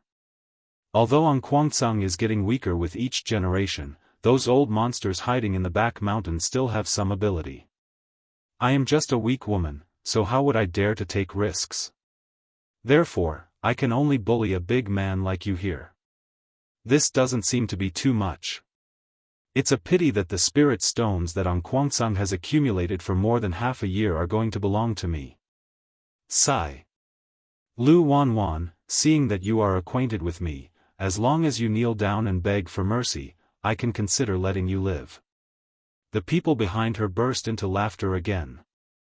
This elder sister's voice was really pleasant to listen to. Yu Qianzhou was a little dazed as he listened. His back gradually leaned against Lu Wanwan's body. 100 Charm Demon Lady. Do you see who I'm holding in my hand? As Lu Wanwan spoke, his 5 fingers tightened again. Yu Qianzhou, who had just leaned against him, was pinched by the neck and pushed away. The latter held his breath, and his throat emitted a ka-ka sound.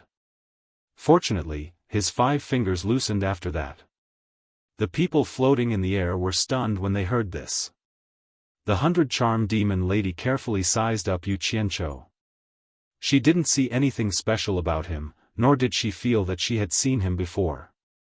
She couldn't help but cover her mouth and laugh. Lu Wanwan, you want to threaten me by simply holding a low-level disciple of An Kuang-tsung as a hostage? Do you really think that I am as stupid as you? Ha! Lu Wanwan laughed wildly. Demon woman, others may not know, but do you think I don't? For the past 100 years, my junior brother has been depressed because of you and has been lonely all day. I don't think you have forgotten my junior brother, have you? Are you really here to steal spirit stones? You must be here to vent your anger after hearing about my junior brother's death, right? The ones who killed my junior brother are the Daluo sect. Why don't you go and vent your anger on them? Humph. Do you know who is in my hand? It is the direct disciple who is as close to Hao Wuwei as father and son. Demon woman, if you dare stand in my way, I will definitely kill him. Yu Qianzhou's body trembled when he heard the first part of the sentence. He vaguely guessed that the person Lu Wanwan was talking about was his master. However, when he heard that the person was called Hao Wuwei, he immediately understood that Lu Wanwan was probably trying to pass off a fish's eye as a pearl and find an opportunity to escape. But this was also good. If that big sister was really his master's lover, he really wouldn't dare to have any improper thoughts. The 100 Charm Demon Lady stared at Yu Qianzhou with a glint in her eyes. Her expression turned solemn and she said sternly, so what if he is Hao Wuwei's disciple? The disciple of such a heartless person is definitely not a good person. Even if you don't kill him, I will kill him as soon as possible. As soon as she finished speaking, she turned into a red shadow and pounced forward like a ghost. F***ck. No matter how beautiful a girl is, her life is more important. Yu Qianzhou was startled. Just as he was about to hide in the golden bead, his neck suddenly tightened, and his mind temporarily blanked out. He vaguely felt that he was thrown away by Lu Wanwan. As soon as he regained consciousness, he felt a soft fragrance wrap around him. When he opened his eyes again, he was already lightly landing on the ground. Above him, a group of people chased after Lu Wanwan. Huh? Strange? I'm actually fine. Yu Qianzhou couldn't believe it, but both sides wanted his life. He looked around and saw that there was no one around, the pungent smell of blood, and the ground was littered with broken corpses. Obviously, most of them were An Kuang-tsung's people. He could also vaguely see that a few of the corpses belonged to An Kuang-tsung's elders. He didn't dare to have any improper thoughts anymore. With a thought, he disappeared from where he stood. You're tuning into the Xiaofan's Wuxia Tales YouTube channel. Don't forget to subscribe and join us on this journey to catch the most captivating stories.